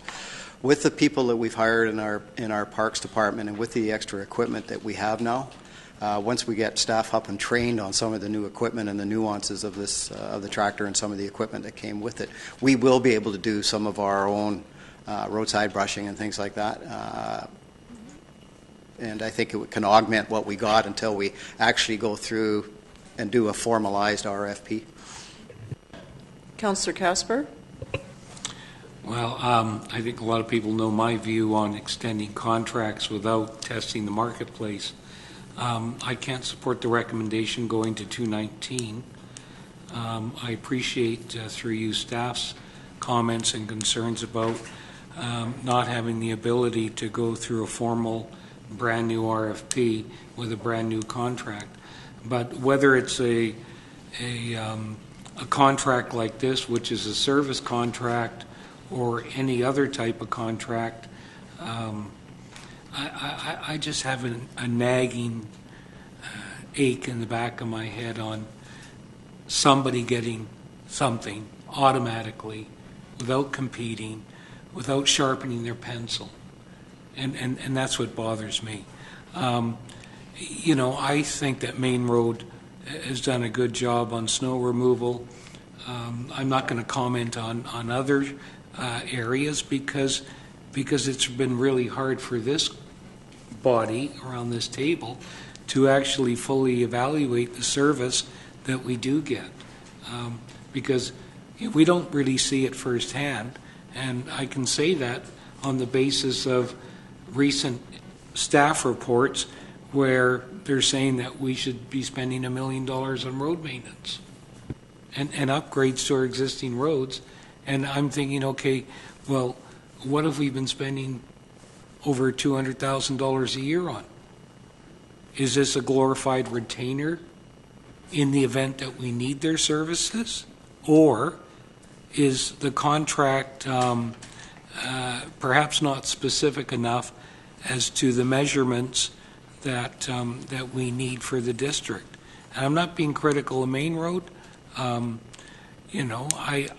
just can't support going to 219 because I think that is basically, as Your Worship, you outlined, that Main Road has been providing the service for a number of years, and it's had, with the exception of the contract that was let in 2012 based on an RFP that was put out, or a tender, they'll have their 5 years. 5 years at providing the service with no risk. there is no risk to this organization whatsoever. It's basically a fee for service, and it's not like somebody else who's entered into a partnership or something where they've put themselves in a position where they guarantee a lot of things that happen. We have no guarantees that they're going to respond in a timely fashion to clearing our roads in Sooke when there's snow. Why? Because main roads' number one priority, based on the provincial contract, is that they're responsible for Highways 14 and the rural portion of the Wantafuca area. That's their number one priority. So they have to answer to the powers that be above us. And, you know, we're lower in the pecking order.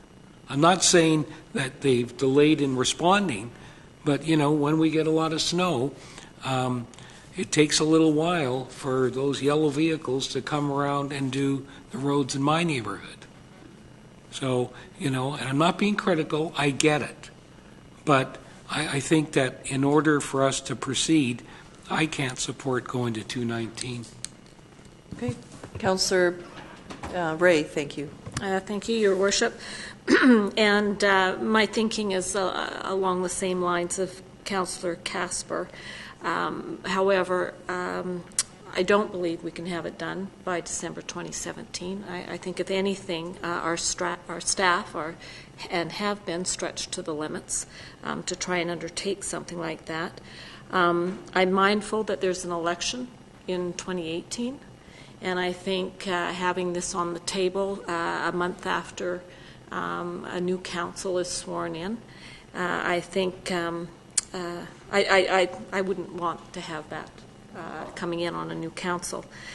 So I do support September 20th, 2019, but I would support that if the motion also included that it was not to be renewed, because I think you know, that it has to go out to an RFP so that there isn't any further extensions, or have the motion say and no further extensions, to show the intention of this council. Okay, so that's been moved by Councillor Ray. Is there a seconder? I'll second it.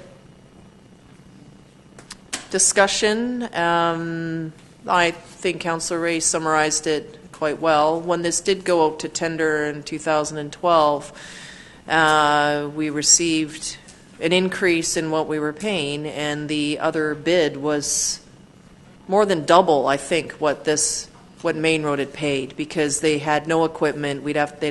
Essentially, it was a startup that came forward and would have to provide all of their equipment, and there was nobody else to bid. I mean, that's the concern, is that you put something out to tender. Now Main Road knows this because it's public, and they could propose a higher price, and we still don't have anything. There is potential in the time that we have as our Parks Department gets up to speed and gets trained, that we can then look at perhaps expanding out our Parks Department into some sort of Parks and Road Maintenance Division. They can take on more, potentially, but I would like staff to have due time to be able to do that, and I think this will provide, it's time. Staff needs time right now to do the work that they need to do. And as Councillor Ray said, there is an election next year, so then a new council would have to come in and make a decision like this right off the bat. That's a lot to weigh. I'll go to staff, and then we have a bit of a speaking order forming. Mr. Howitt and Blackhall. Thank you, Your Worship. I just want to pick up on what Councillor Casper mentioned with regards to staff coming forward with a $1 million request for road infrastructure replacement. What we're looking at is roads that are falling apart, nothing to do with the lack of maintenance. It's their age, and we have a lot more roads coming to that age. So road maintenance isn't going to help. It's just a Band-Aid solution on those. The other thing is getting back to the level of service. The contract is fairly vague on some of the level of services as the contract exists now. We probably get better service out of Main Road than what the contract actually states we would get, because of our working relationship with them. I do understand the need to eventually go out for an RFP, but at this point, until such time that we have a better understanding of what council is going to require or demand in the way of level of services, we're just going to be regurgitating what went out before, because we really don't have time to put together anything that would be any more detailed. And if we're going to get that detailed, where we're actually going to designate level of services, call-out times, pre-planned activities within the road maintenance, we're going to need help putting that together. So I just caution you on that we may have to bring in outside help for us to put an RFP together like that. So. Okay. Thank you, Mr. Howitt. Councillor Parkinson, then Casper. Through your worship, I agree with the motion that's being made, but I would prefer that it says, instead of with no further extension, that it goes out to RFP, so that we're not tying the hands, like you say, of the next council coming in saying that they cannot do this. Thank you. So what would be the... To just change the end part with no further extension to going out to tender or going out to RFP. Well, it should almost say then at that council's discretion, because then both are actually are insisting on a future council that they need to do something.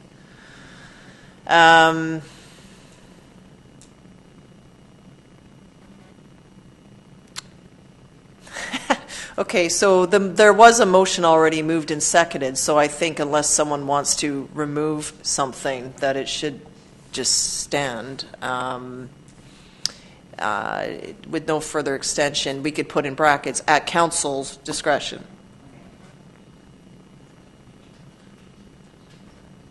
And that is the mover okay with that, Councillor Ray? Okay, fine. Anything further, Councillor Parkinson? Okay. Councillor Casper? So I'm reading in the report that the Main Roads General Manager, Rick Gill, has confirmed that they would extend the existing contract for 1 year to December 31st, 2018. So the contractor doesn't have a problem with extending it. And I'm not afraid of 218, whether it's an election year or not. And, you know, people who get elected have to realize they're going to make decisions. And if 1 year doesn't give our staff enough time to put together something, when we had reviewing and dealing with this contract in our previous strategic plan. So, you know, I'm just at a bit of a loss why we have to extend it to 2019 when the contractor is more than willing to accept 2018. I was willing to actually compromise and go to 1 year. Otherwise, I would say no. Go and do an RFP with a limited RFP, snow removal, brush clearing, and tree clearing. And then if there's other works that need to be done, then we go out and submit bids on crack sealing and other things. Because, you know, right now, you know, I just think that it's been too long with one outfit. Okay, no, that's fair, and I think 2018 is fine. So this would then go till September. Your Worship? It would actually be December, though. Yeah. December 30th. Yes. Your Worship, I believe the motion's been made and seconded, and I would rather vote on it than start changing it. Okay. But if I can, I think I don't want to miss the information that staff has provided us as a council, that the work that needs to go into this, this is going to be one of many things on their plate. So I'd rather just vote. If it fails, it fails. If it doesn't, then it'll go to September the 20th, 2019. No, that's a good point, because we have a lot of things in the queue for staff. We are waiting on there is a build-up. We've added Connie Road along with everything else. So I think time is what I'm hearing. Mr. Blackhall? Thank you, Your Worship. I'd just like to add, this would be a lot of work. Okay. A lot of work. The current contract is terrible. The service levels are not defined. There's performance measures are not in there.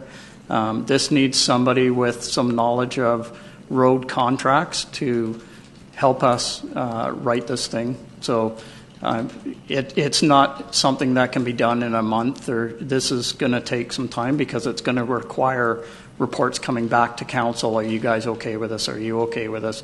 It's your service levels. We can't assume what you want from a level of service. So just to be aware of that, if you do go, right now this is allowing the contract to go to its term with the province, and then it's anyone's guess who gets the next contract with the province.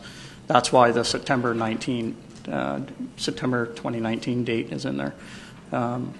So that's just that. And another, just on the staffing, we don't have any existing staffing to dedicate to road maintenance right now. We would have to hire Public Works department. We have a wastewater department. We have a parks department, but none of those staff have any time to go and cut stuff alongside the road right now. I mean, that if that happens, then it's going to take away from them cutting a park or something. So just wanted to add that. Okay. No, fair enough. I appreciate that. Thank you. So we'll just leave it as is. Final comment from Councillor Ray. I'm just thinking, though, that if we did get moving on the RFP and it came before sooner, there is a clause in the contract that with 6 months' notice, we could terminate it. 6 months or 60 days, I'm not sure which one it is. But I mean, if we did get ahead of the game, there's always that option to conclude it earlier if that's what this council wants. Okay, we have a motion that's been moved and seconded. I will call a question then. All those in favor? Opposed? Councillor Pearson and Casper are opposed, so the motion carries. Yeah, all votes are recorded all the time. All right, it's in the minutes. Okay. Oh, we need to get Councillor Berger back. Okay. Did you have coffee? No. Okay. There's no snacks. No snacks out there either. Okay. Welcome back, Councillor Berger. We are into our policy 1.8. This is a correspondence policy. Right now, the only policy that council has is one in regards to anonymous correspondence, and basically it is that anonymous correspondence be filed and not forwarded to council, and that's all we have. So we do have this policy here, and I know that our deputy corporate officer has drafted it, and she's not here, so I don't know if staff had anything further to add. I went through this, and I find it a bit challenging to follow, which is concerning because if there's a policy, then I am expected to abide by it, but I don't fully understand the policy. And where it gets a bit complex for me is on page 4 of the report. So as I just walk through this, now correspondence defined is both emails and letter mails and anything, so paper and electronic files. So it says in here that correspondence addressed individually to a councillor or the mayor are not opened. The envelope is date stamped and is delivered. Okay, that makes sense to me.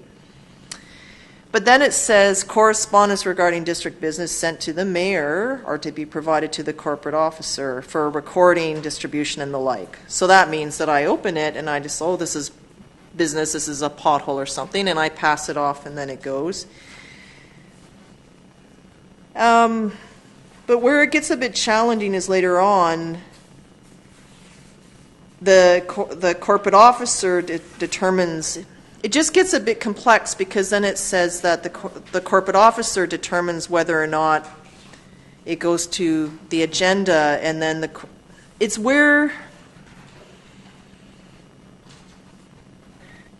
I'm just backtracking here. I've highlighted in many colors and made underlined things, and now I'm trying to link it together because there's another part that says that the corporate officer will determine the responses, but how would they know that unless it's been opened, because it's supposed to come to me unopened? So it just seems overly complicated in that sense. And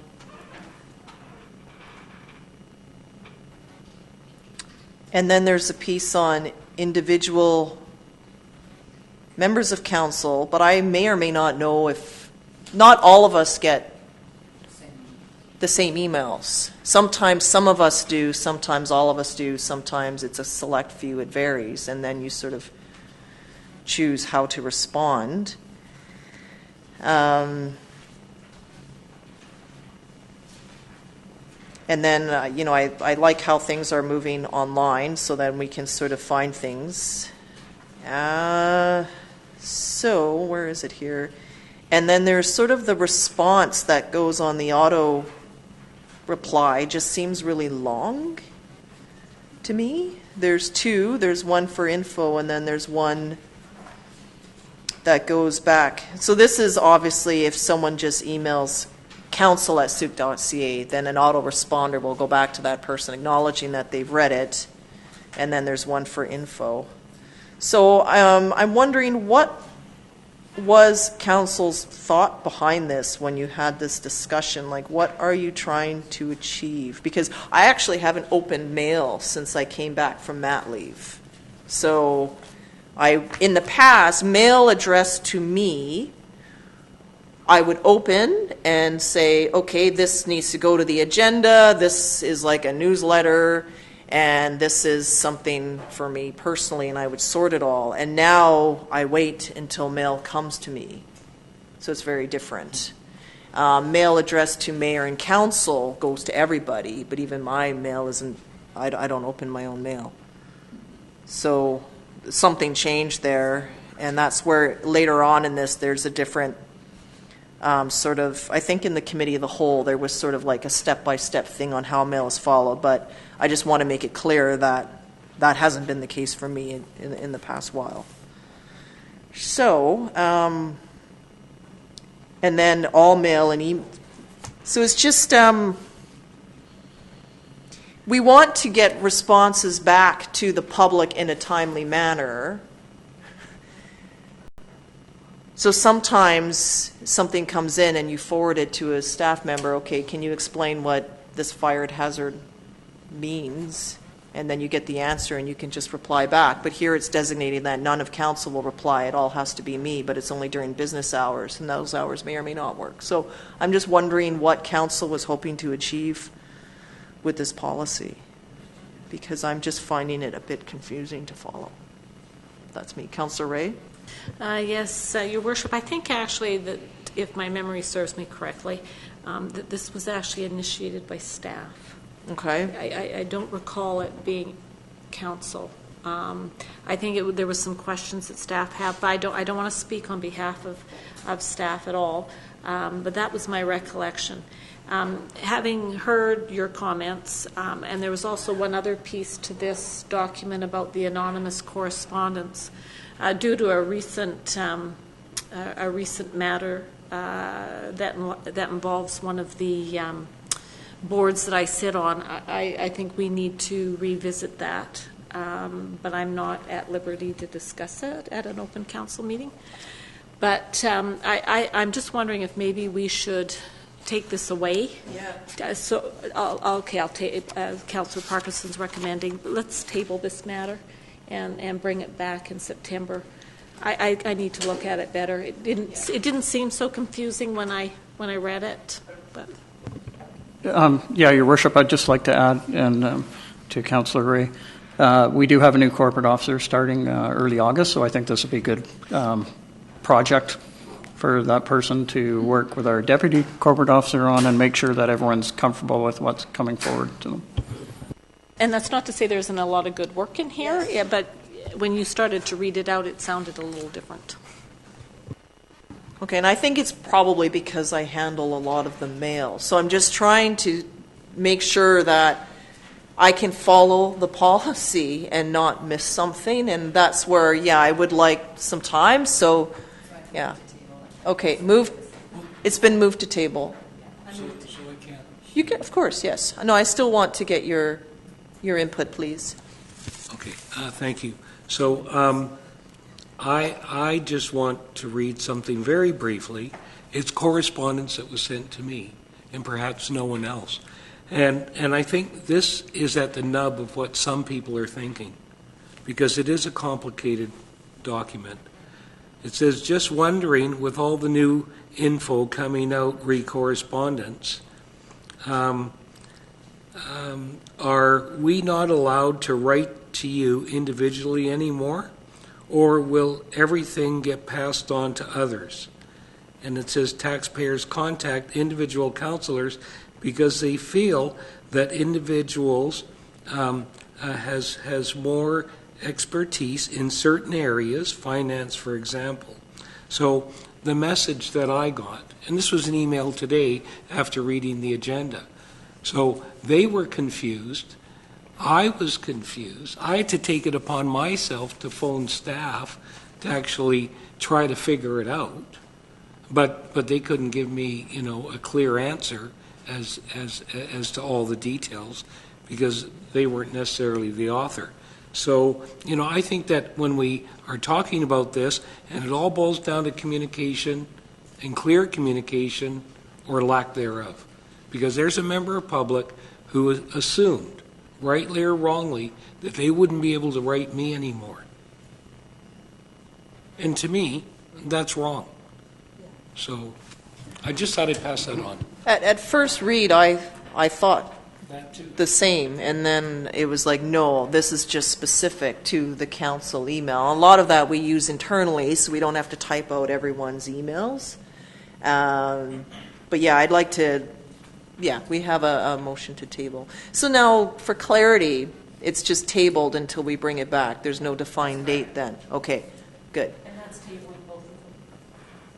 Yes. So the anonymous correspondence policy will continue to prevail at such time. And in the meantime, I can work with staff and we'll find out.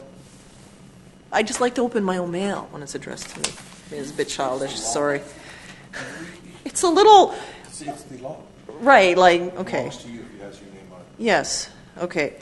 All those in favor of tabling? Opposed? That's carried unanimously. Thank you, and we can have further discussion about this.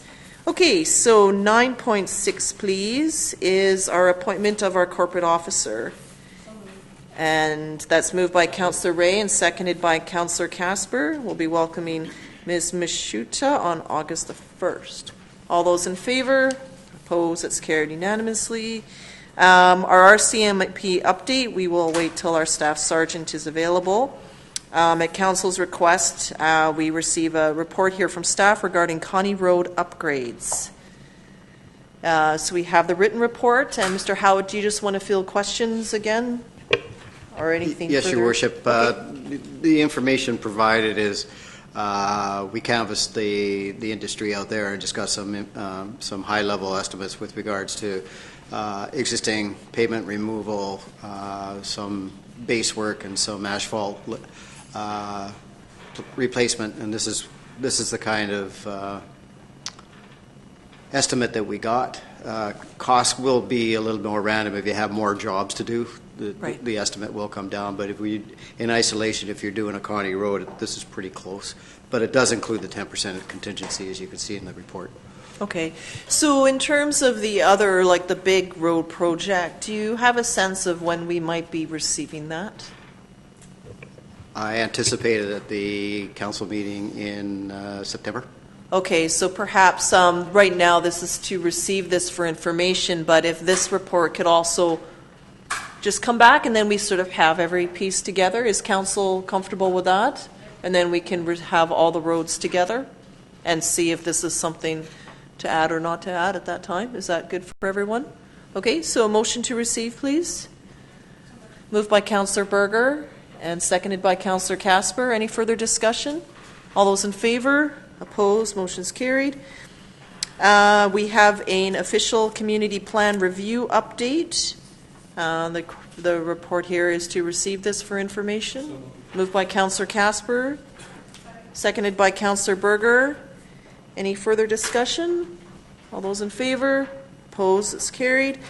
New business items. So we have already received the supplementary from 5.1. We do have a 11.1 is that the Gatewood Trail bollards. Staff put this out, received some quotes, and so we have the Gatewood Trail bollards in the amount of $2,085 and a recommendation that it come from council contingency. Mr. Blackhall? Yes, Your Worship. I didn't get time to get this changed in the report, but I'd like, because it's a capital item, it should really be in the capital budget. There's no contingency in the capital budget, but what we do is we know there's areas that we aren't going to do this year. For example, we had thought about potentially doing the roof on the at the Works building, but we know we're not going to be doing that now that the tenant is going to be vacating in October. Okay. So there's a savings area there. So what I'd like to do, if council wishes to go ahead with the motion to do the bollards, is to do a transfer of, say, $5,000 from the roof at the Public Works yard project, which I think we had budgeted $20,000. So just transfer that budget into the public. Hang on a sec here. Into the public space enhancement program, where bollards would be spent out of. Okay. That's moved by Councillor Casper and seconded by Councillor Parkinson. So we'll get the bollards and capital funds transfer. Okay. Question, Councillor Pearson. Okay, so through Your Worship to the CEO. Now, is this going to work for the fall fair? Is this going to be able to? We're going to be able to make it all happen before then, and we're going to be able to redirect traffic out to Grant Road. Your Worship, through to Councillor Pearson, in discussions with the contractor who has made this bid, we can get going fairly quickly. It's a little bit more than the bollards. There's some rock removal and some grading and stuff like that, but we'll have it ready to go. As far as the fall fair goes, now that I've got this solidified, I can actually issue the proper permit for the fall fair people to operate. I'm still wrestling with the issue of a certified flagger at the corner of Grant Road and Gatewood. We're deliberating that, and we'll see what we can do to help out at that respect as well. Okay. But it is a concern to me. Very good. I'll call the question then. All those in favor? Opposed? That's motion's carried. Okay, at our June meeting, we requested information on our seasonal adornment program, so staff had quickly put together this report for us. And it's just what I was looking for was a few things. So staff broke down what the various items are, and we do have $20,000 allocated for seasonal adornments, and I think some was used for the current banners that are up, the fish-themed ones, and there's a breakdown.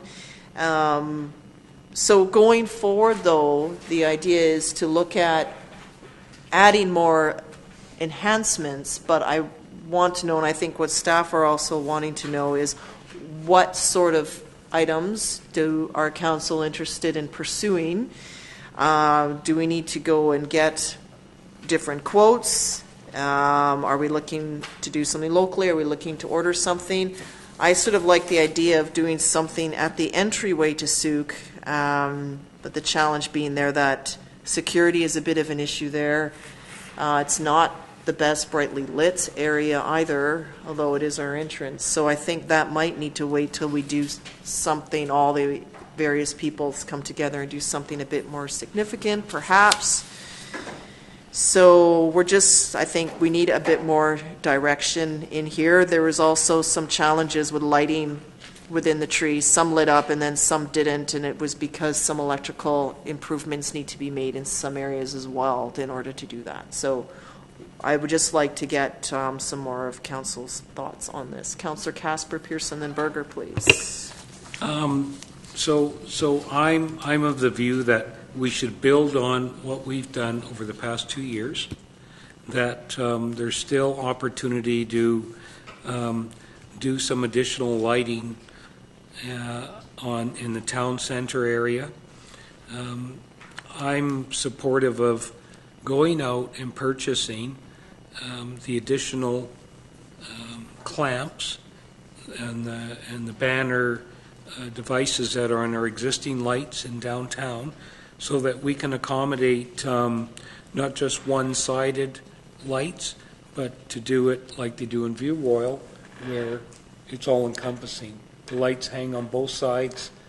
You got banner bars on both sides.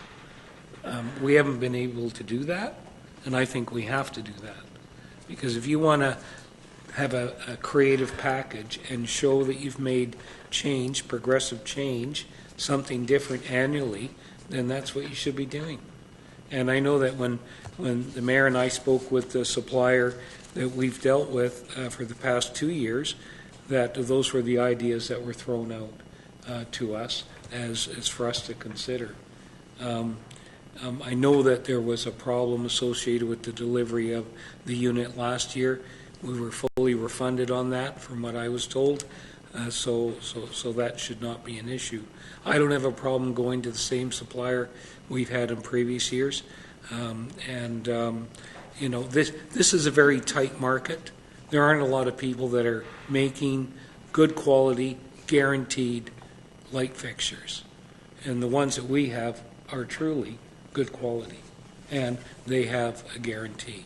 So I'm supportive of spending some money along that line.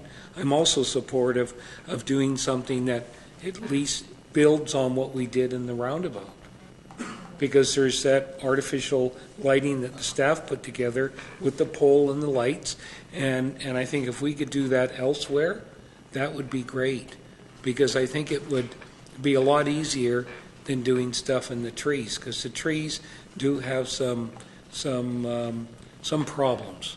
They look real. Well, I know they look real, but I think when it's at night and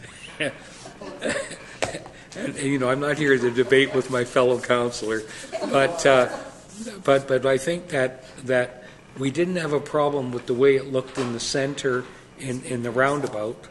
It was something that I think, you know, was welcomed by everybody, and it was something that was done. So anyway, that's just my opinion. But okay. I do support building on the bracket light mounts that we purchased before, maybe changing some colors or adding some color, and building on that. That's what I would like to do. Okay. Councillor Pearson, Berger, then Parkinson. I'll just go along with Councillor Casper's ideas. I think that just build on our existing, get the lights. I like to see the lights come from right back to the Sooke Elementary School, building on that existing lights that we already have, somehow getting them on the poles along that side so that it starts to. I don't think we can. I think that's where we have some issues with the hydro. We can't put anything on them, can we? Where we ran into Your Worship, where we ran into problems last year is a couple of things. Is that the real trees in front of the kiosk, it's very difficult for us to light them and decorate them because we need a lift truck to go in there and do it. Now that it's all grassed, we don't want to go in there and do that, so we're not getting a big bang for our buck in there. We want to expand on the roundabout lighting, or we would like to expand on the roundabout lighting. The other thing is I forget what you call them, the lights, the ornamental lights that are strapped to the lamp poles. To buy 2 more of them, that's almost $1,400. And when you look at them, they're very simplistic in form. They're aluminum with some lights on it. And what we were talking about from a staff level this afternoon was perhaps taking that model and going out locally and seeing what we can get constructed for the $14,000. Rather than purchasing just the 2 of them. And we could put an RFP because there's a lot of aluminum welders in this town, so we'd like to look at something like that if council wishes. We might be able to get more, might be able to save a little bit of money as well.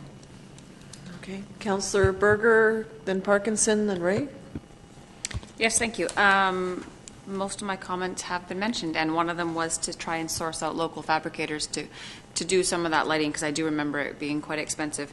My biggest concern is that we start in our town center and then move out.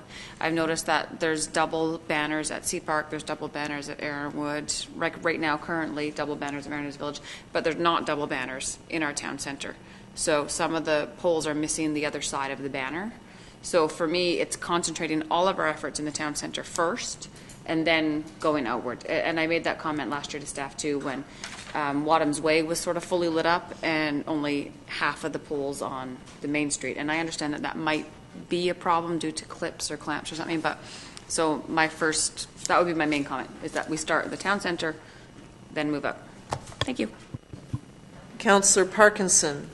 Through you, Your Worship, in regards to lighting up the town, I would still like to see the tree out front here, which is a real tree, lit up, and the one at the Legion lit up, and with colored lights. And so there are not enough lights for these trees either, so I would like to see more lights for those. And in regards to the banner or the brackets being put up at Sea Park and elsewhere, would it be possible to move them into town where they should be instead of at Sea Park?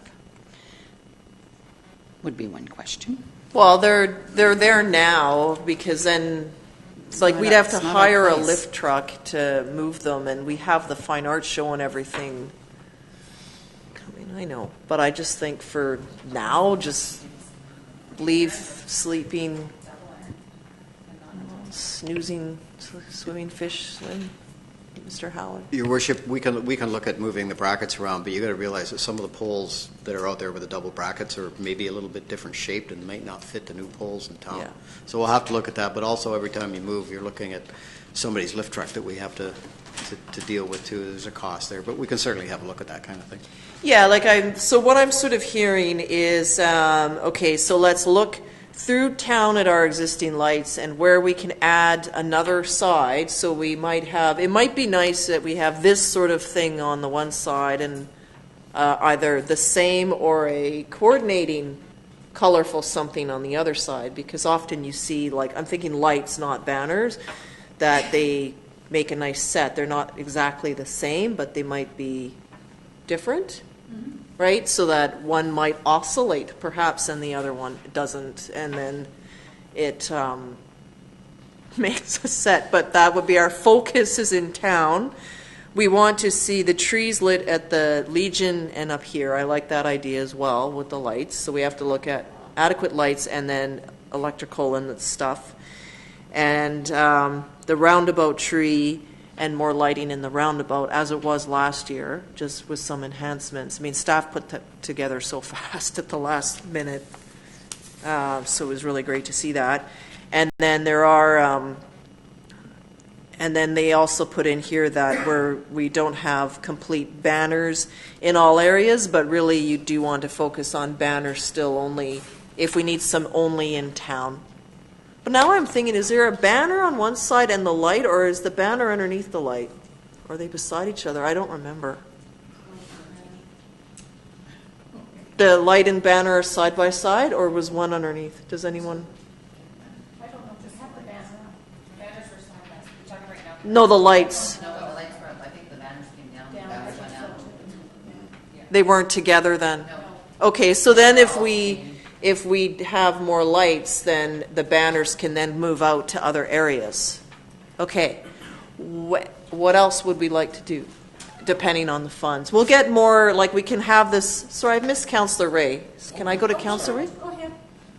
No, I just want to caution everybody on going out and getting a local supplier to build something, to add lights, when it has been CLC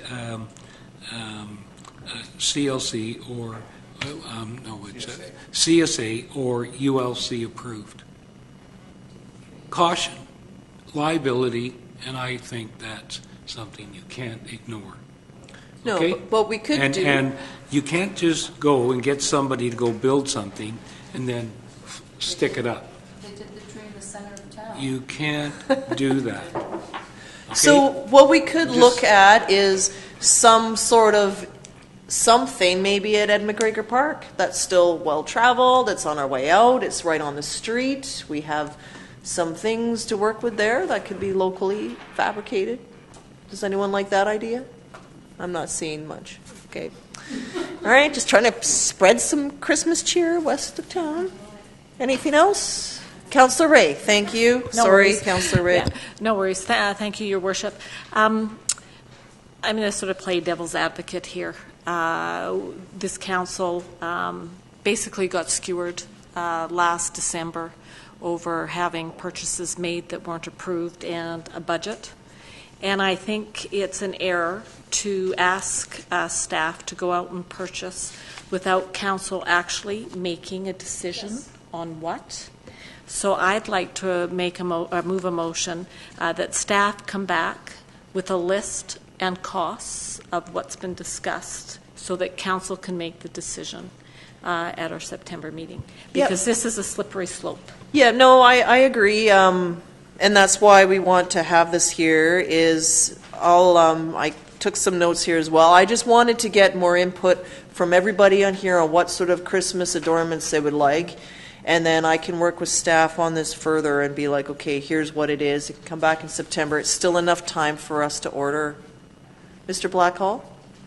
Yes, Your Worship. I'd just like to remind Council our purchasing policy will require us to get 3 written quotes because it's over $10,000. Okay, so it is going to take some time to get some quotes, and then we could come back to Council with that information. Okay, but perhaps it's something. I just keep pushing September because otherwise, if we do need to order, we need to have that order in by the end of September to make it. So, yeah, we'll do what we can. I'd just like to ensure Council is very clear of that Yes. the policy is being followed, and we're not about to go and purchase anything without following this policy. Okay, so yeah, as it was stated, was a future meeting. Mr. Howitt? Thank you, Your Worship. I'd like, you made comment that more detail would come out from you with regards to with what council would like to see it. I would like you to work with staff. Yes. So we can start putting stuff together rather than a whole bunch of us running around and saying this will look good, this will look good. So if it was more of a coordinated effort between you and one person from my staff, that would be great. Yeah, that would be my preference as well, and then that way we can just say, okay, here's what counts, because I don't want to be skewered over banners either. So there you go. That way we're all clear on what's going up at Christmas. Councillor Casper. Just one last. So we aren't going out and getting new seasonal banners made. No. We already have some, right? So we're going to reuse those. Yes. And that I support that. Maybe next year there might be another seasonal theme that could apply re-banners because people like to see change. Change is good. And so I'll leave that as my last comment. Well, and there's other ones. So it'd be the case, the banners don't cover everything. So maybe it'd be the case that the banners that have been used will go to some areas and then we'll introduce new banners in the town center and to freshen it up. But yeah, that's exactly the point. Okay. All right, that council directs staff to generate a report for a future meeting regarding the purchase of additional seasonal adornment and associated costs. Is everyone ready to move that? Moved by Councillor Parkinson, seconded by Councillor Ray.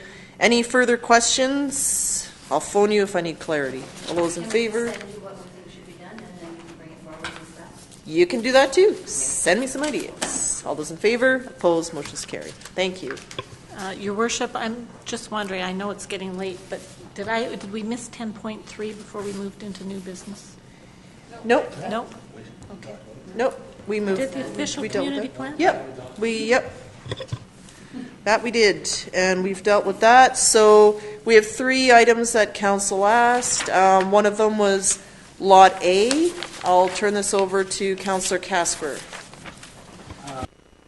If I may, the reason I asked that this be brought to our attention or dealt with is that I think in light of the dry weather and the fact that we own a large tract of land in the center of Sooke, that we should at least do some posting of signs that this is either soon to be a construction area or a construction area, so that we don't want people going in there, because if there's a fire in there, then especially with this dry weather, then that could create some serious problems for the district and the adjacent property owners. And I think that if we should be more proactive on dealing with that piece of property. It's heavily timbered, and there are some extremely dry areas in behind the shopping center. So I would like support that council authorize staff to take measures to issue or to put up signs, posting signs that it will be a construction site, and that we don't want people entering that property. And if we don't do that, then we have virtually little or no control over people going in there. It's not a park, so we're not prohibited by some of the court rulings that have happened in Victoria. This is a piece of land that the district owns, and I'm hopeful that we can at least take some steps. And I'd want to hear from our chief based on my comments.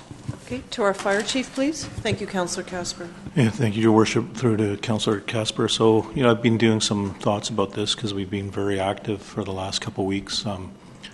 Going back to Lot A, since I've been here, I think we've had 3 responses to that location. The most recently one was just last week, and I think the most significant one was probably February when a teepee caught on fire or some sort of structure. So some of my concerns with Lot A is, there was discussion about a fence going around it, and that wouldn't be a favorable thing for us because that would sort of hand tie us a bit with suppression and getting hand lines in there. The benefit is with Lot A, it is close to the fire station. We are able to suppress it quickly. But there's a fundamental problem there because the amount of brush in there, it's attracting squatters. And I've been in the business long enough to see that when you see this kind of squatter living, it does promote the fires. So my thought's more of getting it to at least some sort of fire smart kind of principle and practice applied to it. Whether it's cleaning up the trash that's in there, immediately removing some ladder fields, making it more visible so it's not attracting the squatters in there. And I think a fence concept would make it more of a masking type of Band-Aid solution than actually solving a problem. I do like your idea of the signs. We have put a sign up recently. You probably saw the one that a cigarette butt was right in front of the Royal Bank building there. We do have more of those signs, so there's maybe something that could be done a little bit more with respect to no trespassing, help prevent fires. This is not your garbage dump site to that perspective. We don't have a budget for anything for like that, but I would look at council guidance on applying some sort of fire smart principles to it. Yeah, I like the idea of also clearing away any of the hazardous dry alders and that are accumulating. I think that needs to come out. Councillor Casper? Well, without having a firm dollar amount, I would move that any costs associated with actually making that property, Lot A, more safe for the community as far as fires are concerned, whether it's clearing and posting signs, that the money come out of the CAO contingency fund, which is at council discretion to actually do that, because all expenditures have to be approved by council. Okay, so I'm hearing that there's a motion here, and it was basically, as you said, that council directs staff to post signage and to remove any accumulated debris, garbage, timber from Lot A, and for funds to come from the CAO operating contingency. Moved by Councillor Casper and seconded by Councillor Parkinson. So Mr. Blackhall, please. Thanks, Your Worship. I'd just like to add, we will need to get some estimates on, we'd have no idea how much this is going to cost. Yeah. And then make sure we're following the purchasing policy.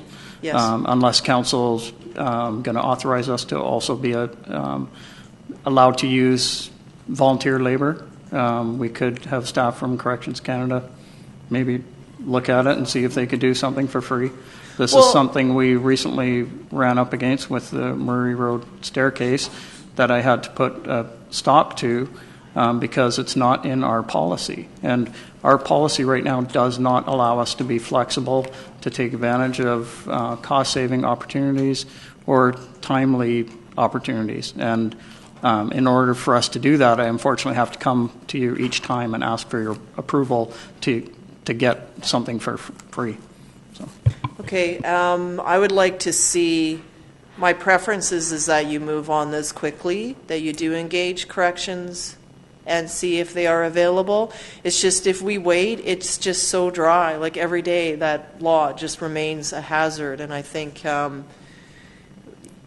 we just need to put our confidence in staff that they're going to do what we need them to do. And I'd like to also see us maybe address the volunteer labor part, because that really needs to be dealt with tonight as well. Councillor Ray, then Parkinson, please. Yes, Your Worship, I guess my question is, with the delegated authority for costs, do we set a top-end limit on this? Otherwise, they have to come back, if it happens to be over $25,000, they have to come back to council for the contract. Okay, that's a good, yeah, and here it is. I'm fine with them moving, because otherwise we need to find a date for a special meeting. Councillor Parkinson?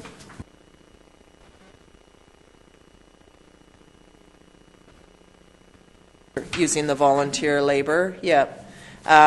We could add that into the motion, that be taken from this end further, that be supported and used at, not sued, used at staff's discretion.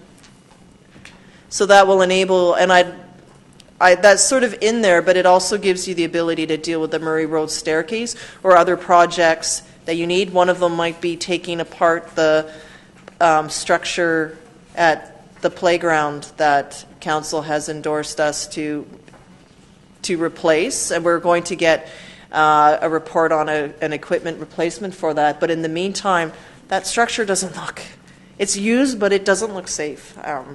But I could just be overprotective right now. Councillor Casper?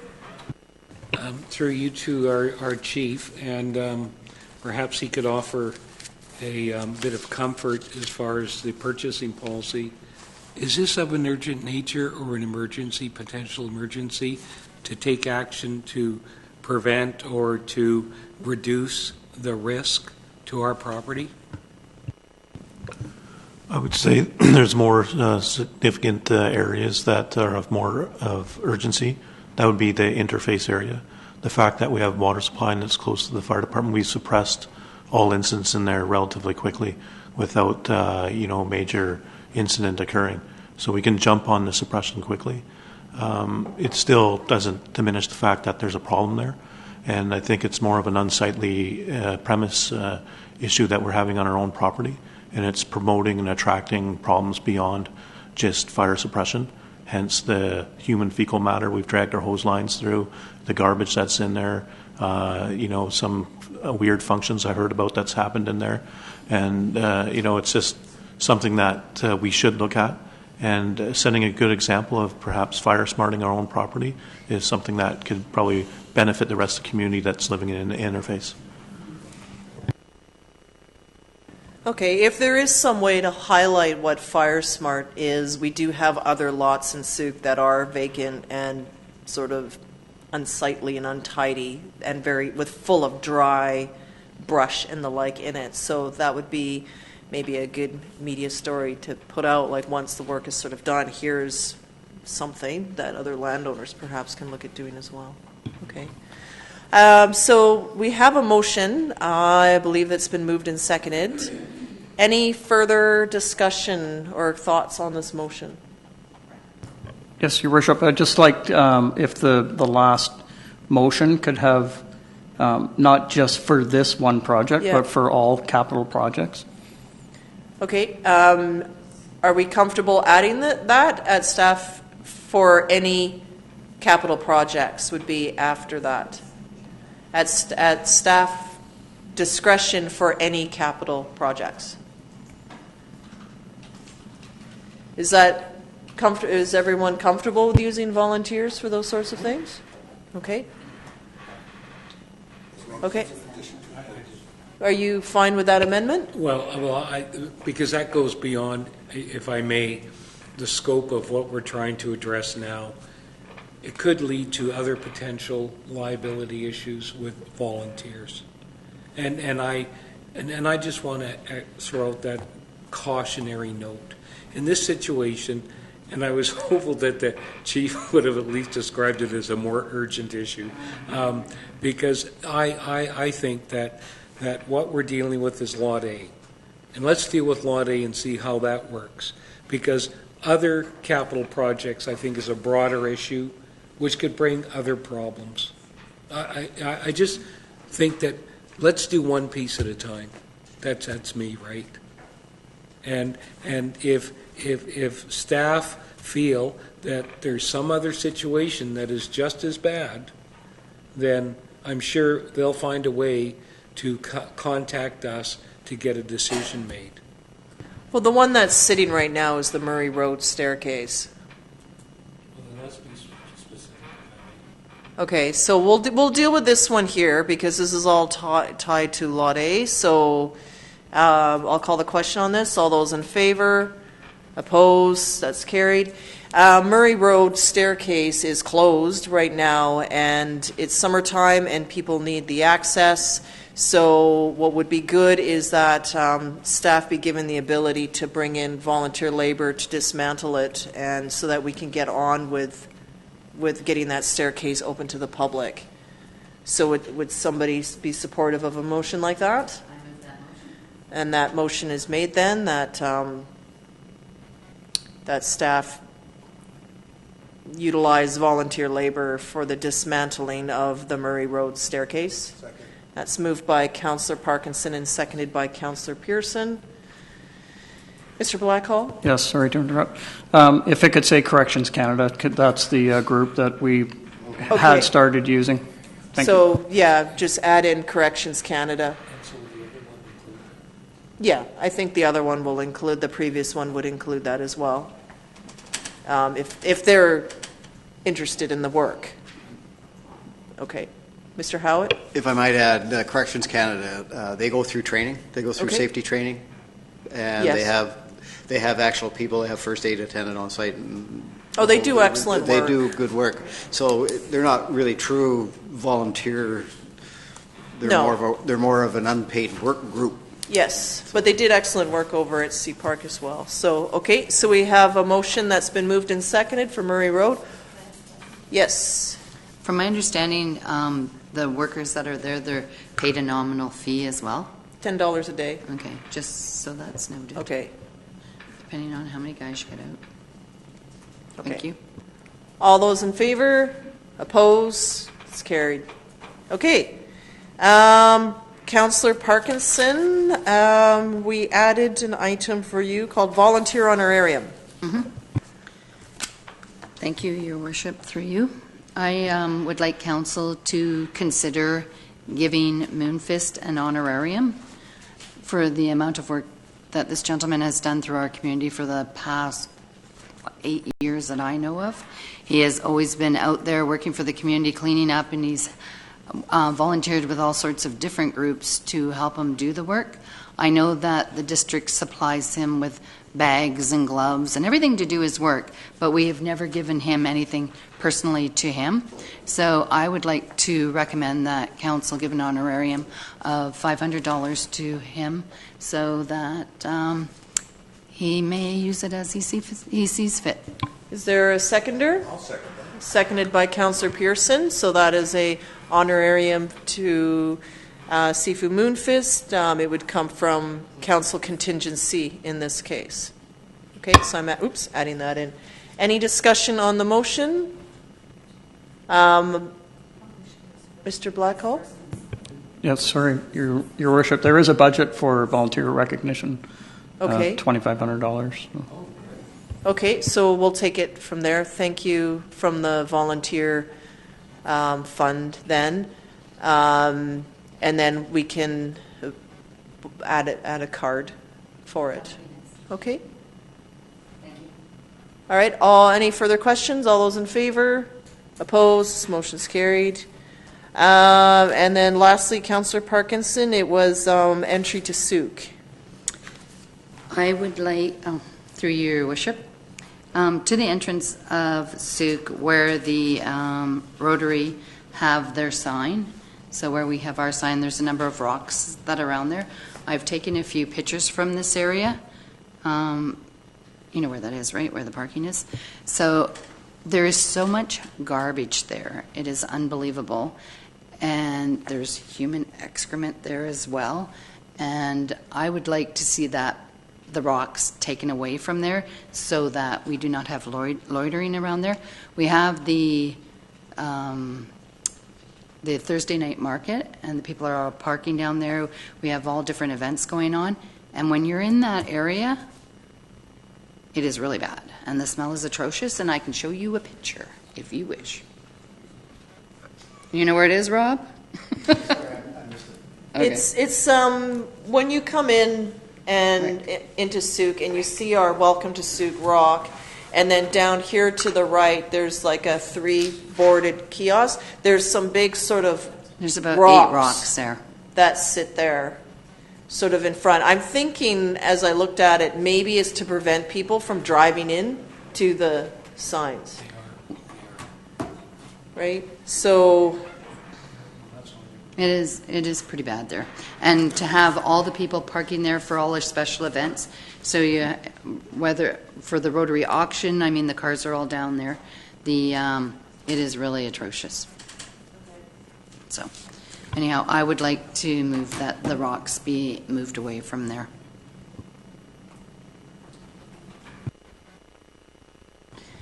My concern with that is that... I can't speak to it unless it's... Oh. Okay, seconded by Councillor Ray. Okay, go ahead, Councillor Berger. My concern is that they're just going to move to our Welcome to Sooke sign rock. Yeah. Then there's a hump right there. So I'm a bit torn because I hear what you're saying, and I do walk by that a lot, and so do my kids because they do the hockey program. So they're walking by there in the September to March every single day. Mm-hmm. So I totally get with what you're trying to do. I just am not sure that it's going to be that effective, and I think it's going to just move them because there's a hill there that they can sit on right where we have our nice Welcome to Sooke sign as well. So I'm wondering if, I don't know if we have our bylaws or do a drive-by every once in a while. I don't know what the answer is. I'm not certain that will solve the problem. I get your intent, for sure, but I'm not certain that it'll solve the problem. They'll just go from there, those rocks by the tractors, over to the Welcome to Sooke sign where you can sit on that ledge as well. I think sometimes, unfortunately, someone is lying down on the ground. It's just getting, I don't... Put a sprinkler there. Then we need... Or maybe we talk to our local people. I think it's, at some point, this whole area needs to be addressed, and I hear what Councillor Parkinson is saying. It's right at our entryway and the like, but I don't even know that it's district land. I think some of it's the museum's property, and The land is all owned by highways. it's all owned by highways right away. But we put the rocks there. But then, I think it's just, it looked to me that the rocks were there to prevent the sign and someone hitting the larger sign, so. Then they should have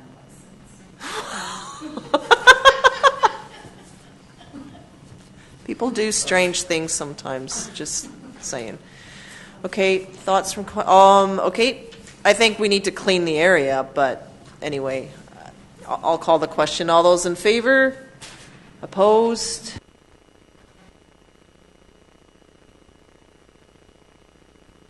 Appreciate the effort, though. We have questions from staff? I'd just like to add, it is not our property. Right. The vote was 3-3.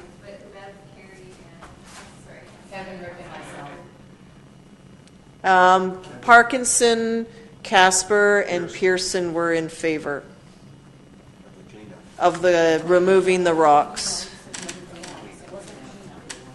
Councillor Berger? Yeah, just to add a little bit of comment, when the high school was looking at moving, there's a median that was directly across the road on MOT right-of-way. There was a cement barrier. And I was working with the high school PAC and some parents about they wanted that removed as well. To stop the smokers from hanging out across the street. But because it was MOT right-of-way, the school board nor did the District of Sooke have any jurisdiction to do that.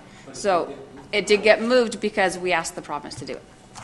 So I'm just, with this motion that just went through, I don't think you can go and take somebody else's rocks because it's not our land. So my suggestion is maybe to talk to them. That's what I was trying to get across. We cannot enact on that motion. We cannot be directed to go on a private property and do anything. Yeah. Okay. So it failed, so you don't have to go there. But what I would like to do is send a letter to the highways that they need to clean up their right-of-ways, so we can do that. All right. Would you like a motion for that? No? Okay, I'll take it up with our premier.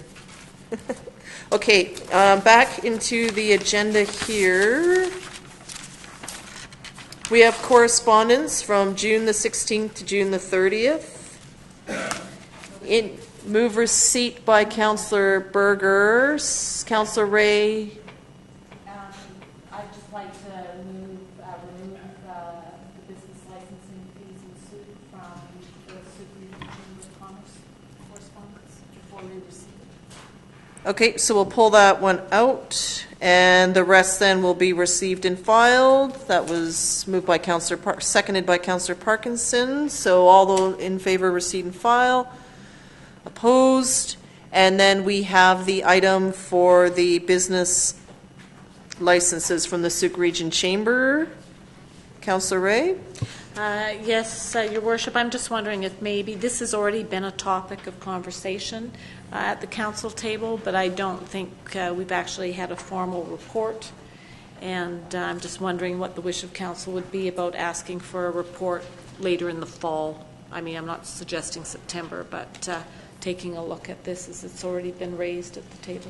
Yeah, we have announced something probably outstanding from an earlier committee of the whole where this business licenses was first talked about, and I think we can have this sort of follow up with that. I don't know that there's a live motion, but there would have been something from the committee of the whole in that particular conversation. So, and I think there was conversation at council looking at Langford models and changing the fees and the like, so it's still to come. I don't know that we need a motion as long No. as staff know that that's out there, that we're, and I know you're very busy, so that's why I don't want to push it.